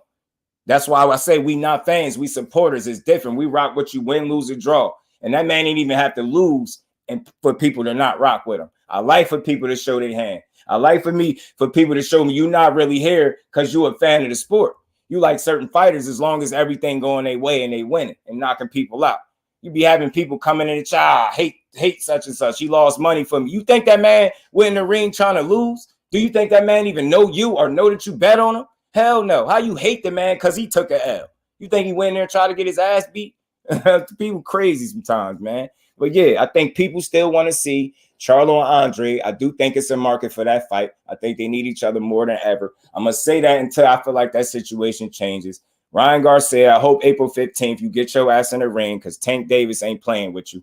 You wrote the check for years. Now it's time for you to cash in and get in the ring with this man. Do I think Boots Ennis is ready for Crawford and Spence? Yeah, I think he's ready for him. But being ready and will he win is two different questions. Because if he ain't ready with 30 fights, he's never going to be ready. You follow me? He's never going to be ready. Whether or not he'll win is a different conversation. Do I think he could beat Earl? I didn't think he could beat Earl before Saturday night, or I didn't think he would beat Earl before Saturday night. And after Saturday night, I definitely don't feel like it.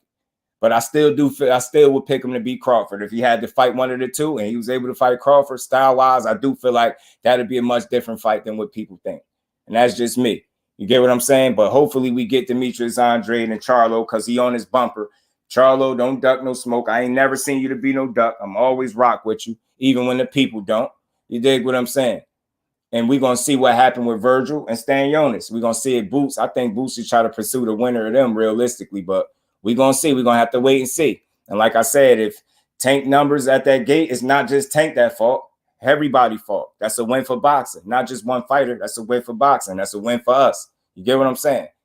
But salute to the fan, man. Y'all know the slogan. We ain't here to break the news. We here to have a conversation. And we just had us a hell of a conversation as we always do. So salute to the family, the whole TWT family, everybody that's rocking with us. Y'all know the spill, man. We're going to keep grinding, growing, and building all 2023. So with that, we up out of here. Tune into my bro Crush that's about to be on any minute. I think he said 3:15. And we rocking out. That's how we rocking. Appreciate y'all. Fight days drop. Bet. I'm going to be over there when you drop it anyway. I'm locked in. I'm locked in anyway because I got baby boys, so I ain't got to dip out. So I'm good already. So I'm going to be right there. So salute to everybody that pulled up.